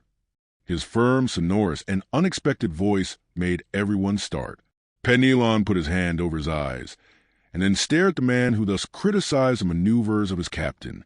We did better than that, sir, said the old sailor respectfully. We put the helm up to run before the tempest. 10 minutes after we struck our topsails and scud under bare poles. The vessel was very old to risk that, said the Englishman. It was that did the business. After pitching heavily for 12 hours, we sprung a leak. Penelon, said the captain, I think we are sinking. Give me the helm and go down into the hold. I gave him the helm and descended. There was already 3 feet of water. All hands to the pumps. I shouted, but it was too late, and it seemed the more we pumped, the more came in. Ah, said I, after 4 hours' work, since we are sinking, let us sink. We can die but once. Is that the example you set, Penelon? Cries the captain. Very well, wait a minute. He went into his cabin and came back with a brace of pistols. I will blow the brains out of the first man who leave the pump, said he. Well done, said the Englishman. 20043 M. There's nothing gives you so much courage as good reasons, continued the sailor. And during that time the wind had abated and the sea gone down, but the water kept rising, not much, only 2 inches an hour, but still it rose. 2 inches an hour does not seem much, but in 12 hours that makes 2 feet, and 3 we had before, that makes 5. Come, said the captain, we have done all in our power, and Moore will have nothing to reproach us with. We have tried to save the ship. Let us now save ourselves. To the boats, my lads, as quick as you can. Now, continued Penelon, you see, Moral, a sailor is attached to his ship, but still more to his life. So we did not wait to be told twice, the more so that the ship was sinking under us, and seemed to say, get along, save yourselves. We soon launched the boat, and all 8 of us got into it. The captain descended last, or rather, he did not descend, he would not quit the vessel. So I took him round the waist, and threw him into the boat, and then I jumped after him. It was time, for just as I jumped the deck burst with noise like the broadside of a man of war. 10 minutes after she pitched forward, then the other way, spun round and round, and then goodbye to the Pharaon. As for us, we were 3 days without anything to eat or drink, so that we began to think of drawing lots who should feed the rest. When we saw La Gironda, we made signals of distress. She perceived us, made for us, and took us all on board. There now, Moral, that's the whole truth on the honor of a sailor. Is not it true, you fellows there? A general murmur of approbation showed that the narrator had faithfully detailed their misfortunes and sufferings. Well, said Moral, I know there was no one in fault but destiny. It was the will of God that this should happen, blessed be his name. What wages are due to you? Oh, don't let us talk of that, Moral. Yes, but we will talk of it. Well, then 3 months, said Penelon. Cockles, pay 200 francs to each of these good fellows, said Moreau. At another time, added he, I should have said, give them. Besides, 200 francs over is a present. But times are changed, and the little money that remains to me is not my own, so do not think me mean on this account. Penelon turned to his companions, and exchanged a few words with them. As for that Moreau, said he, again turning his quid, as for what? The money. Well, we all say that 50 francs will be enough for us at present, and that we will wait for the rest. Thanks, my friends, thanks, cried Moreau gratefully. Take it, and if you can find another employer, enter his service. You are free to do so. These last words produced a prodigious effect on the seaman. Penelon nearly swallowed his quid. Fortunately, he recovered. What Moreau, said he in a low voice, you send us away. You are then angry with us. No, said Moreau. I am not angry. Quite the contrary, and I do not send you away, but I have no more ships, and therefore I do not want any sailors. No more ships, returned Penelon. Well, then you'll build some. We'll wait for you. I have no money to build ships with Penelon, said the poor owner mournfully, so I cannot accept your kind offer. No more money? Then you must not pay us. We can scud, like the Pharaoh, under bare poles. Enough, cried Moreau, almost overpowered. Leave me, I pray you. We shall meet again in a happier time. Emmanuel, go with them, and see that my orders are executed. At least we shall see each other again, Moreau? Asked Penelon. Yes, I hope so, at least. Now go. He made a sign to Cockles, who went first. The seaman followed him, and Emmanuel brought up the rear. Now, said the owner to his wife and daughter, leave me. I wish to speak with this gentleman. 20045M, and he glanced toward the clerk of Thompson and French, who had remained motionless in the corner during the scene, in which he had taken no part, except the few words we have mentioned. The two women looked at this person whose presence they had entirely forgotten and retired. But, as she left the apartment, Julie gave the stranger a supplicating glance, to which he replied by a smile that an indifferent spectator would have been surprised to see on his stern features. The two men were left alone. Well, sir, said Moreau, sinking into a chair, you have heard all, and I have nothing further to tell you. I see, returned the Englishman, that a fresh and unmerited misfortune has overwhelmed you, and this only increases my desire to serve you. Oh, sir, cried Moreau. Let me see, continued the stranger. I am one of your largest creditors. Your bills, at least, are the first that will fall due. Do you wish for time to pay? A delay would save my honor, and consequently my life. How long a delay do you wish for? Moreau reflected. 2 months, said he. I will give you 3, replied the stranger. But, asked Moreau, will the house of Thompson and French consent? Oh, I take everything on myself. Today is the 5th of June. Yes. Well, renew these bills up to the 5th of September, and on the 5th of September at 11 o'clock, the hand of the clock pointed to 11, I shall come to receive the money. I shall expect you, returned Moreau, and I will pay you or I shall be dead. These last words were uttered in so low a tone that the stranger could not hear them. The bills were renewed, the old ones destroyed, and the poor shipowner found himself with 3 months before him to collect his resources. The Englishman received his thanks with the phlegm peculiar to his nation, and Moreau, overwhelming him with grateful blessings, conducted him to the staircase. The stranger met Julie on the stairs. She pretended to be descending, but in reality she was waiting for him. Oh, sir, said she, clasping her hands. Mademoiselle, said the stranger, one day you will receive a letter signed, Sinbad the Sailor. Do exactly what the letter bids you, however strange it may appear. Yes, sir, returned Julie. Do you promise?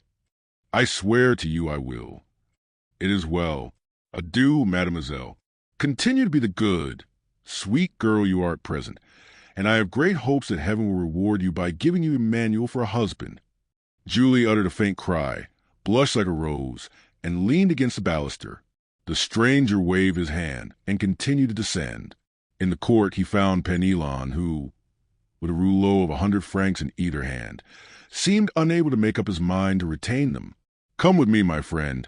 said the Englishman. "I wish to speak to you." Chapter 30. The 5th of September. The extension provided for by the agent of Thomson and French, at the moment when Morrill expected at least, was to the poor shipowner so decided a stroke of good fortune that he almost dared to believe that fate was at length grown weary of wasting her spite upon him. The same day he told his wife, Emmanuel, and his daughter all that had occurred. An array of hope, if not tranquility, returned to the family. Unfortunately, however, Morrill had not only engagements with the house of Thomson and French, who had shown themselves so considerate towards him, and, as he had said, in business he had correspondents and not friends. When he thought the matter over, he could by no means account for this generous conduct on the part of Thomson and French towards him, and could only attribute it to some such selfish argument as this: "We had better help a man who owes us nearly 300,000 francs, and have those 300,000 francs at the end of 3 months than hasten his ruin, and get only 6 or 8% of our money back again." Unfortunately, whether through envy or stupidity, all Morrill's correspondents did not take this view, and some even came to a contrary decision. The bills signed by Morrill were presented at his office with scrupulous exactitude, and, thanks to the delay granted by the Englishman, were paid by Cockles with equal punctuality. Cockles thus remained in his accustomed tranquillity. It was Morrill alone who remembered with alarm that if he had to repay on the 15th the 50,000 francs into Beauville, and on the 30th the 32,500 francs of bills for which, as well as the debt due to the inspector of prisons, he had time granted, he must be a ruined man. The opinion of all the commercial men was that, under the reverses which had successively weighed down Morrill, it was impossible for him to remain solvent. Great, therefore, was the astonishment when at the end of the month he cancelled all his obligations with his usual punctuality. Still, confidence was not restored to all minds, and the general opinion was that the complete ruin of the unfortunate shipowner had been postponed only until the end of the month. The month passed, and Morrill made extraordinary efforts to get in all his resources. Formerly his paper, at any date, was taken with confidence, and was even in request. Morrill now tried to negotiate bills at 90 days only, and none of the banks would give him credit. Fortunately, Morrill had some funds coming in on which he could rely, and as they reached him, he found himself in a condition to meet his engagements when the end of July came. The agent of Thomson and French had not been again seen at Marseilles. The day after, or 2 days after his visit to Morrill, he had disappeared, and as in that city he had had no intercourse but with the mayor, the inspector of prisons, and M. Morrill, his departure left no trace except in the memories of these 3 persons. As to the sailors of the Pharaon, they must have found snug berths elsewhere, for they also had disappeared. Captain Gaumard, recovered from his illness, had returned from Palma. He delayed presenting himself at Morrill's, but the owner, hearing of his arrival, went to see him. The worthy shipowner knew, from Penelon's recital, of the captain's brave conduct during the storm, and tried to console him. He brought him also the amount of his wages, which Captain Gaumard had not dared to apply for. As he descended the staircase, Morrill met Penelon, who was going up. Penelon had, it would seem, made good use of his money, for he was newly clad. When he saw his employer, the worthy tar seemed much embarrassed, drew on one side into the corner of the landing place, passed his quid from one cheek to the other, stared stupidly with his great eyes, and only acknowledged a squeeze of the hand which Morrill, as usual, gave him by a slight pressure in return. Morrill attributed Penelon's embarrassment to the elegance of his attire. It was evident the good fellow had not gone to such an expense on his own account. He was, no doubt, engaged on board some other vessel, and thus his bashfulness arose from the fact of his not having, if we may so express ourselves, worn mourning for the Pharaon longer. Perhaps he had come to tell Captain Gaumard of his good luck, and offer him employment from his new master. "Worthy fellows," said Morrill, as he went away, "may your new master love you as I loved you, and be more fortunate than I have been." 20049 M. August rolled by in unceasing efforts on the part of Morrill to renew his credit or revive the old. On the 20th of August, it was known at Marseilles that he had left town in the mail coach, and then it was said that the bills would go to protest at the end of the month, and that Morrill had gone away and left his chief clerk Emmanuel and his cashier Cockles to meet the creditors. But, contrary to all expectation, when the 31st of August came, The house opened as usual, and Cockles appeared behind the grating of the counter, examined all bills presented with the usual scrutiny, and, from first to last, paid all with the usual precision. There came in, moreover, 2 drafts which M. Morrill had fully anticipated, and which Cockles paid as punctually as the bills which the shipowner had accepted. All this was incomprehensible, and then, with the tenacity peculiar to prophets of bad news, the failure was put off until the end of September. On the 1st, Morrill returned. He was awaited by his family with extreme anxiety, for from this journey to Paris they hoped great things. Morrill had thought of Danglars, who was now immensely rich and had lain under great obligations to Morrill in former days. Since then it was owing that Danglars entered the service of the Spanish banker, with whom he had laid the foundations of his vast wealth. It was said at this moment that Danglars was worth from 6 to 8 millions of francs, and had unlimited credit. Danglars, then, without taking a crown from his pocket, could save Morrill. He had but to pass his word for a loan, and Morrill was saved. Morrill had long thought of Danglars, but had kept away from some instinctive motive, and had delayed as long as possible availing himself of this last resource. And Morrill was right, for he returned home crushed by the humiliation of a refusal. Yet, on his arrival, Morrill did not utter a complaint or say one harsh word. He embraced his weeping wife and daughter, pressed Emmanuel's hand with friendly warmth, and then going to his private room on the 2nd floor had sent for Cockles. "Then," said the 2 women to Emmanuel, "we are indeed ruined." It was agreed in a brief council held among them that Julie should write to her brother, who was in garrison at Nîmes, to come to them as speedily as possible. The poor women felt instinctively that they required all their strength to support the blow that impended. Besides, Maximilian Morrill, though hardly 22, had great influence over his father. He was a strong-minded, upright young man. At the time when he decided on his profession, his father had no desire to choose for him, but had consulted young Maximilian's taste.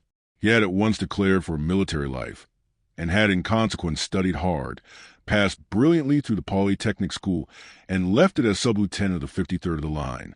For a year he had held this rank, and expected promotion on the first vacancy.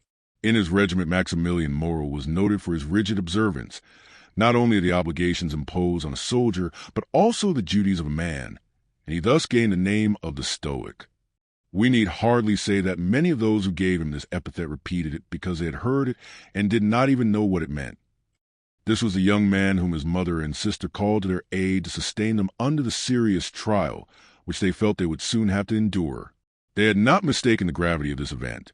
For the moment after Morrill had entered his private office with Cockles, Julie saw the latter leave it pale, trembling, and his features betraying the utmost consternation. She would have questioned him as he passed by her, but the worthy creature hastened down the staircase with unusual precipitation, and only raised his hands to heaven and exclaimed, "Oh, mademoiselle, mademoiselle, what a dreadful misfortune! Who could ever have believed it?"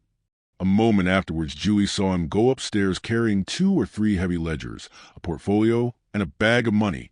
Morrill examined the ledgers, opened the portfolio, and counted the money. All his funds amounted to 6,000 or 8,000 francs, his bills receivable up to the 5th to 4,000 or 5,000, which, making the best of everything, gave him 14,000 francs to meet debts amounting to 287,500 francs. He had not even the means for making a possible settlement on account. However, when Morrill went down to his dinner, he appeared very calm. This calmness was more alarming to the 2 women than the deepest dejection would have been. After dinner, Morrill usually went out and used to take his coffee at the Club of the Phocéens and read the semaphore. This day he did not leave the house, but returned to his office. As to Cockles, he seemed completely bewildered. For part of the day he went into the courtyard, seated himself on a stone with his head bare and exposed to the blazing sun. Emmanuel tried to comfort the women, but his eloquence faltered. The young man was too well acquainted with the business of the house not to feel that a great catastrophe hung over the Morrill family. Night came. The 2 women had watched, hoping that when he left his room Morrill would come to them, but they heard him pass before their door and try and conceal the noise of his footsteps. They listened. He went into his sleeping room and fastened the door inside. Madame Morrill sent her daughter to bed, and half an hour after Julie had retired, she rose, took off her shoes, and went stealthily along the passage to see through the keyhole what her husband was doing. In the passage, she saw a retreating shadow. It was Julie, who, uneasy herself, had anticipated her mother. The young lady went towards Madame Moreau. "He is writing," she said. They had understood each other without speaking. Madame Moreau looked again through the keyhole. Moreau was writing, but Madame Moreau remarked what her daughter had not observed, that her husband was writing on stamped paper. The terrible idea that he was writing his will flashed across her. She shuddered, and yet had not strength to utter a word. Next day, Moreau seemed as calm as ever, went into his office as usual, came to his breakfast punctually, and then, after dinner, he placed his daughter beside him, took her head in his arms, and held her for a long time against his bosom. In the evening, Julie told her mother that although he was apparently so calm, she had noticed that her father's heart beat violently. The next 2 days passed in much the same way. On the evening of the 4th of September, M. Moreau asked his daughter for the key of his study. Julie trembled at this request, which seemed to her a bad omen. Why did her father ask for this key which she always kept, and which was only taken from her in childhood as a punishment? The young girl looked at Moreau. "What have I done wrong, father," she said, "that you should take this key from me?" "Nothing, my dear," replied the unhappy man, the tears starting to his eyes at this simple question. "Nothing. Only I want it." Julie made a pretense to feel for the key. "I must have left it in my room," she said, and she went out. But instead of going to her apartment, she hastened to consult Emmanuel. "Do not give this key to your father," said he, "and tomorrow morning, if possible, do not quit him for a moment." She questioned Emmanuel, but he knew nothing or would not say what he knew. During the night, between the 4th and 5th of September, Madame Moreau remained listening for every sound, and, until 3 o'clock in the morning, she heard her husband pacing the room in great agitation. It was 3 o'clock when he threw himself on the bed. The mother and daughter passed the night together. They had expected Maximilian since the previous evening. At 8 o'clock in the morning, Moreau entered their chamber.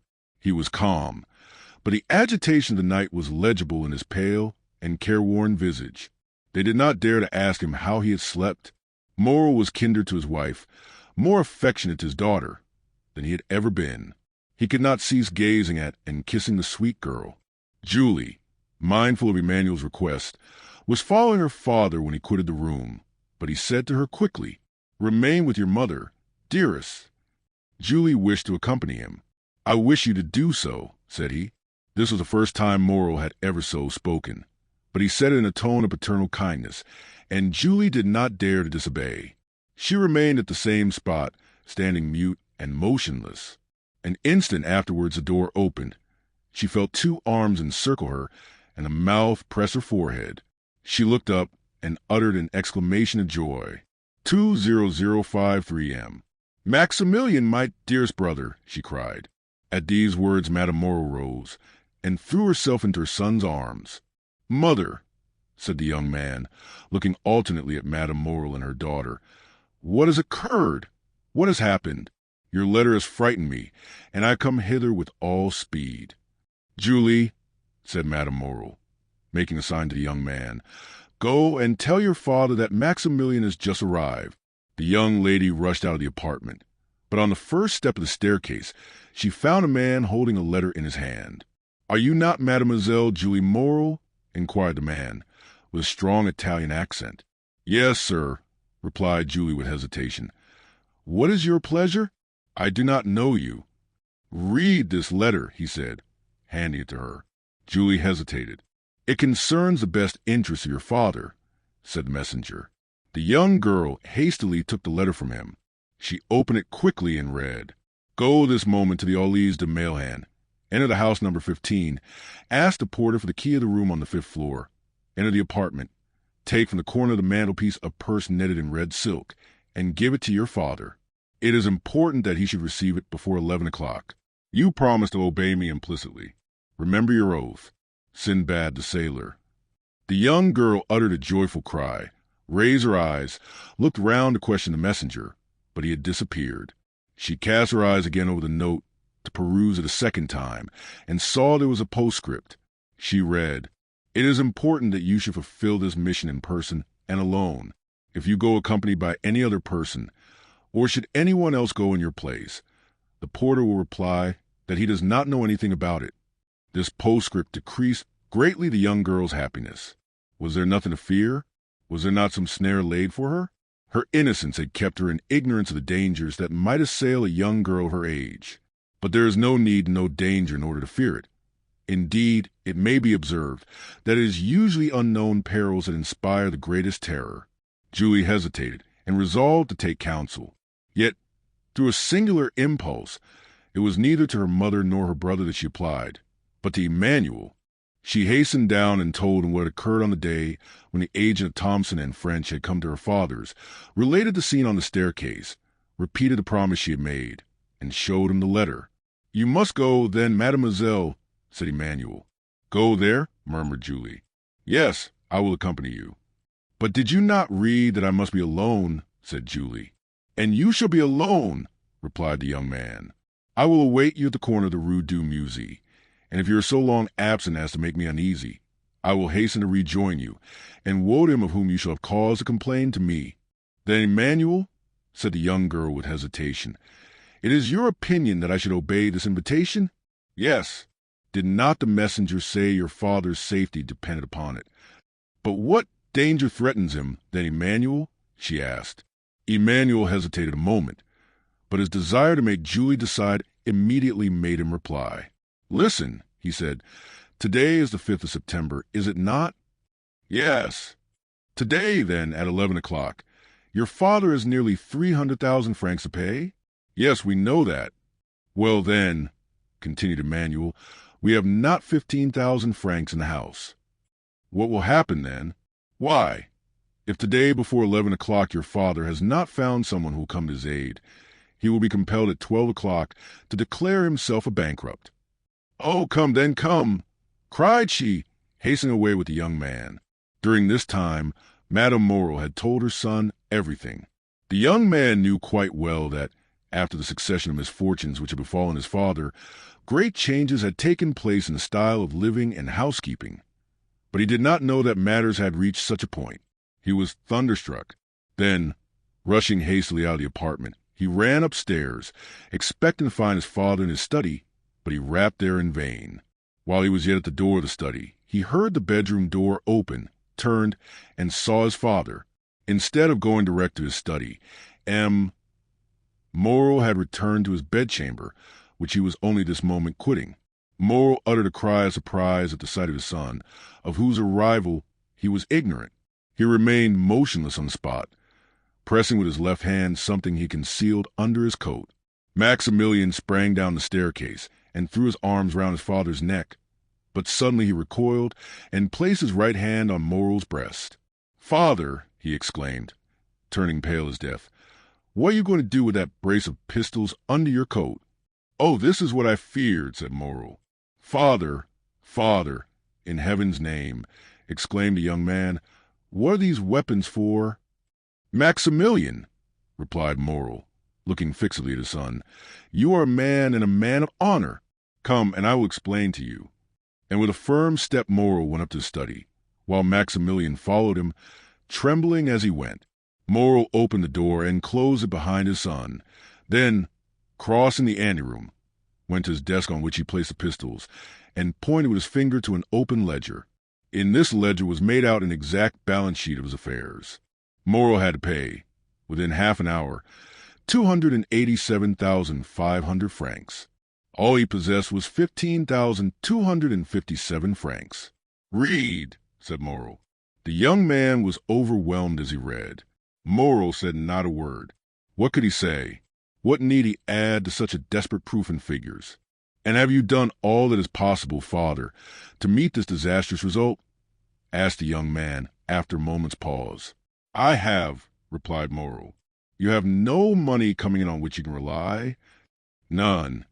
"You have exhausted every resource." "Oh." "And in half an hour," said Maximilian in a gloomy voice, "our name is dishonored." "Blood washes out dishonor," said Moreau. "You are right, father. I understand you." Then, extending his hand towards one of the pistols, he said, There's one for you and one for me. Thanks. Moral caught his hand. Your mother, your sister, who will support them. A shudder ran through the young man's frame. Father, he said, do you reflect that you are bidding me to live? Yes, I do so bid you, answered Moral. It is your duty. You have a calm, strong mind, Maximilian. Maximilian, you are no ordinary man. I make no requests or commands. I only ask you to examine my position as if it were your own, and then judge for yourself.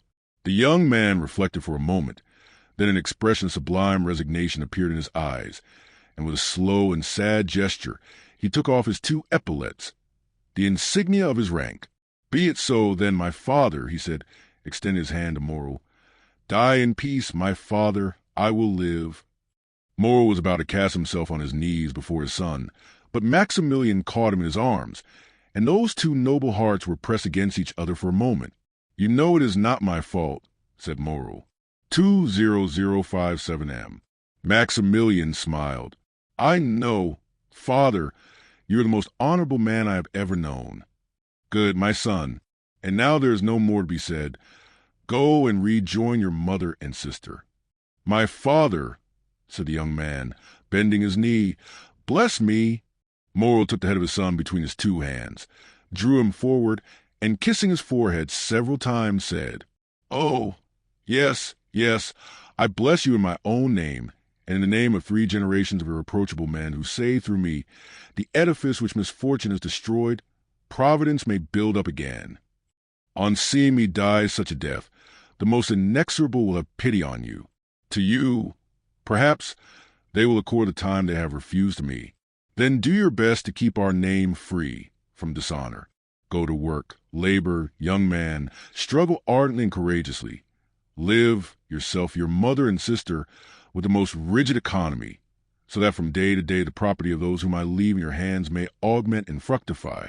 Reflect how glorious a day it will be, how grand, how solemn, that day of complete restoration, on which you will say in this very office, My father died because he could not do what I have this day done, but he died calmly and peaceably, because in dying he knew what I should do. My father, cried the young man, why should you not live? If I live, all will be changed. If I live, interest will be converted into doubt, pity into hostility. If I live, I am only a man who has broken his word, failed in his engagements. In fact, only a bankrupt. If, on the contrary, I die, remember Maximilian, my corpse is that of an honest but unfortunate man. Living, my best friend will avoid my house. Dead, all Marseilles will follow me in tears to my last home. Living, you would feel shame at my name. Dead, you may raise your head and say, I am the son of him you killed, because, for the first time, he has been compelled to break his word. The young man uttered a groan, but appeared resigned. And now, said Moral, leave me alone, and endeavor to keep your mother and sister away. Will you not see my sister once more? Asked Maximilian. A last but final hope was concealed by the young man in the effect of this interview, and therefore he had suggested it. Moral shook his head. I saw her this morning and bade her adieu. Have you no particular commands to leave with me, my father? Inquired Maximilian in a faltering voice.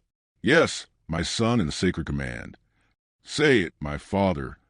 The house of Thomson and French is the only one who, from humanity, or it may be selfishness, it is not for me to read men's hearts, has had any pity for me. Its agent, who will in 10 minutes present himself to receive the amount of a bill of 287,500 francs, I will not say granted, but offered me 3 months. Let this house be the first repaid, my son, and respect this man. Father, I will, said Maximilian. And now, once more, do, said Moral. Go, leave me, I will be alone. You will find my will in the secrétaire in my bedroom.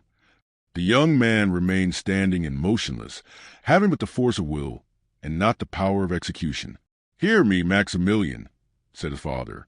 Suppose I were a soldier like you, in order to carry a certain redoubt, and you knew I must be killed in the assault, would you not say to me, as you said just now, Go, father, for you are dishonored by delay, and death is preferable to shame? Yes, yes, said the young man, yes, And once again embracing his father with convulsive pressure, he said, "Be it so, my father." And he rushed out of the study. When his son had left him, Morrow remained an instant standing with his eyes fixed on the door. Then putting forth his arm, he pulled the bell. After a moment's interval, Cockles appeared. It was no longer the same man. The fearful revelations of the 3 last days had crushed him. This thought, the house of Morrow is about to stop payment, bent him to the earth more than 20 years would otherwise have done. "My worthy Cockles," said Morrow in a tone impossible to describe, "do you remain in the antechamber? When the gentleman who came 3 months ago, the agent of Thompson and French, arrives, announce his arrival to me." Cockles made no reply. He made a sign with his head, went into the anteroom, and seated himself.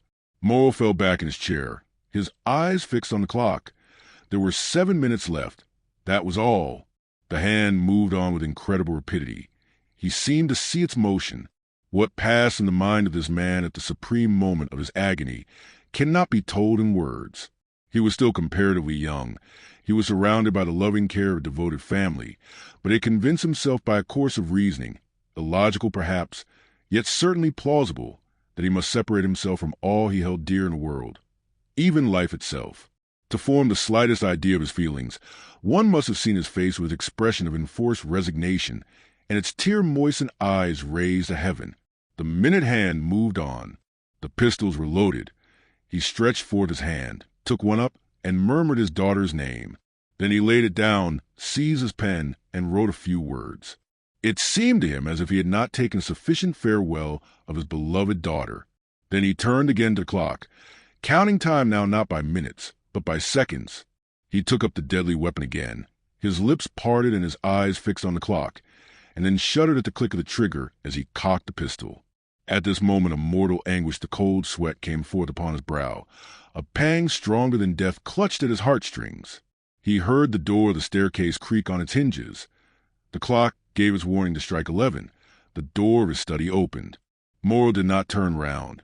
He expected these words of Cockles, the agent of Thompson and French. He placed the muzzle of the pistol between his teeth.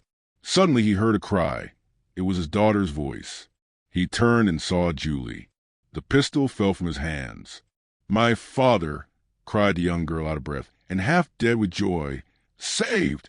You are saved!" And she threw herself into his arms, holding in her extended hand a red netted silk purse. 20061M. "Saved, my child," said Morrow. "What do you mean?" "Yes, saved. See, said the young girl. Morrow took the purse, and started as he did so, for a vague remembrance reminded him that it once belonged to himself. At one end was a receipted bill for the 287,000 francs, and at the other was a diamond as large as a hazelnut, with these words on a small slip of parchment: "Julie's dowry." Morrow passed his hand over his brow. It seemed to him a dream. At this moment the clock struck 11. He felt as if each stroke of the hammer fell upon his heart. "Explain, my child," he said. "Explain, my child," he said. "Explain. Where did you find this purse?" "In a house in the Allées de Mailhan, number 15, on the corner of a mantelpiece in a small room on the 5th floor." "But," cried Morrow, "this purse is not yours." Julie handed to her father the letter she had received in the morning. "And did you go alone?" asked Morrow, after he had read it. "Emmanuel accompanied me, father. He was to have waited for me at the corner of the Rue du Musée, but, strange to say, he was not there when I returned." "Monsieur Morrow!" exclaimed a voice on the stairs. "Monsieur Morrow!" "It is his voice," said Julie. At this moment Emmanuel entered, his countenance full of animation and joy. "The Pharaon!" he cried. "The Pharaon!" "What? The Pharaon. Are you mad, Emmanuel? You know the vessel is lost." "The Pharaon, sir. They signal the Pharaon. The Pharaon is entering the harbor." Morrow fell back in his chair. His strength was failing him. His understanding, weakened by such events, refused to comprehend such incredible, unheard-of, fabulous facts. But his son came in. "Father," cried Maximilian, "how could you say the Pharaon was lost? The lookout has signaled her, and they say she is now coming into port." 20063M. "My dear friend," said Morrow, "if this be so, it must be a miracle of heaven. Impossible, impossible. But what was real and not less incredible was the purse he held in his hand, the acceptance receipted, the splendid diamond. "Ah, sir," exclaimed Cockles, "what can it mean? The pharaoh—" "Come, dear ones," said Morrel, rising from his seat, "let us go and see, and heaven have pity upon us if it be false intelligence." They all went out, and on the stairs met Madame Morrel, who had been afraid to go up into the study. In a moment they were at the Cannebiere. There was a crowd on the pier. All the crowd gave way before Morrel. "The pharaoh! The pharaoh!" said every voice. And, wonderful to see, in front of the Tower of St. John was a ship bearing on her stern these words, printed in white letters: "The pharaoh, Morrel and son of Marseilles." She was the exact duplicate of the other pharaoh, and loaded, as that had been, with cochineal and indigo. She cast anchor, clewed up sails, and on the deck was Captain Galmer giving orders, and good old Penelon making signals to M. Morrel. To doubt any longer was impossible. There was the evidence of the senses, and 10,000 persons who came to corroborate the testimony. As Morrel and his son embraced on the pierhead, in the presence and amid the applause of the whole city witnessing this event, a man, with his face half covered by a black beard, and who, concealed behind the sentry box, watched the scene with delight, uttered these words in a low tone: "Be happy, noble heart. Be blessed for all the good thou hast done and wilt do hereafter, and let my gratitude remain in obscurity like your good deeds. 20064M." And with a smile expressive of supreme content, he left his hiding place, and without being observed, descended one of the flights of steps provided for debarkation, and hailing 3 times, shouted "Jacopo, Jacopo, Jacopo." Then a launch came to shore, took him on board, and conveyed him to a yacht splendidly fitted up, on whose deck he sprung with the activity of a sailor. Thence he once again looked towards Morrel, who, weeping with joy, was shaking hands most cordially with all the crowd around him, and thanking with look the unknown benefactor whom he seemed to be seeking in the skies. "And now," said the unknown, "farewell kindness, humanity, and gratitude. Farewell to all the feelings that expand the heart. I have been heaven's substitute to recompense the good. Now the God of vengeance yields to me his power to punish the wicked." At these words he gave a signal, and, as if only awaiting this signal, the yacht instantly put out to sea.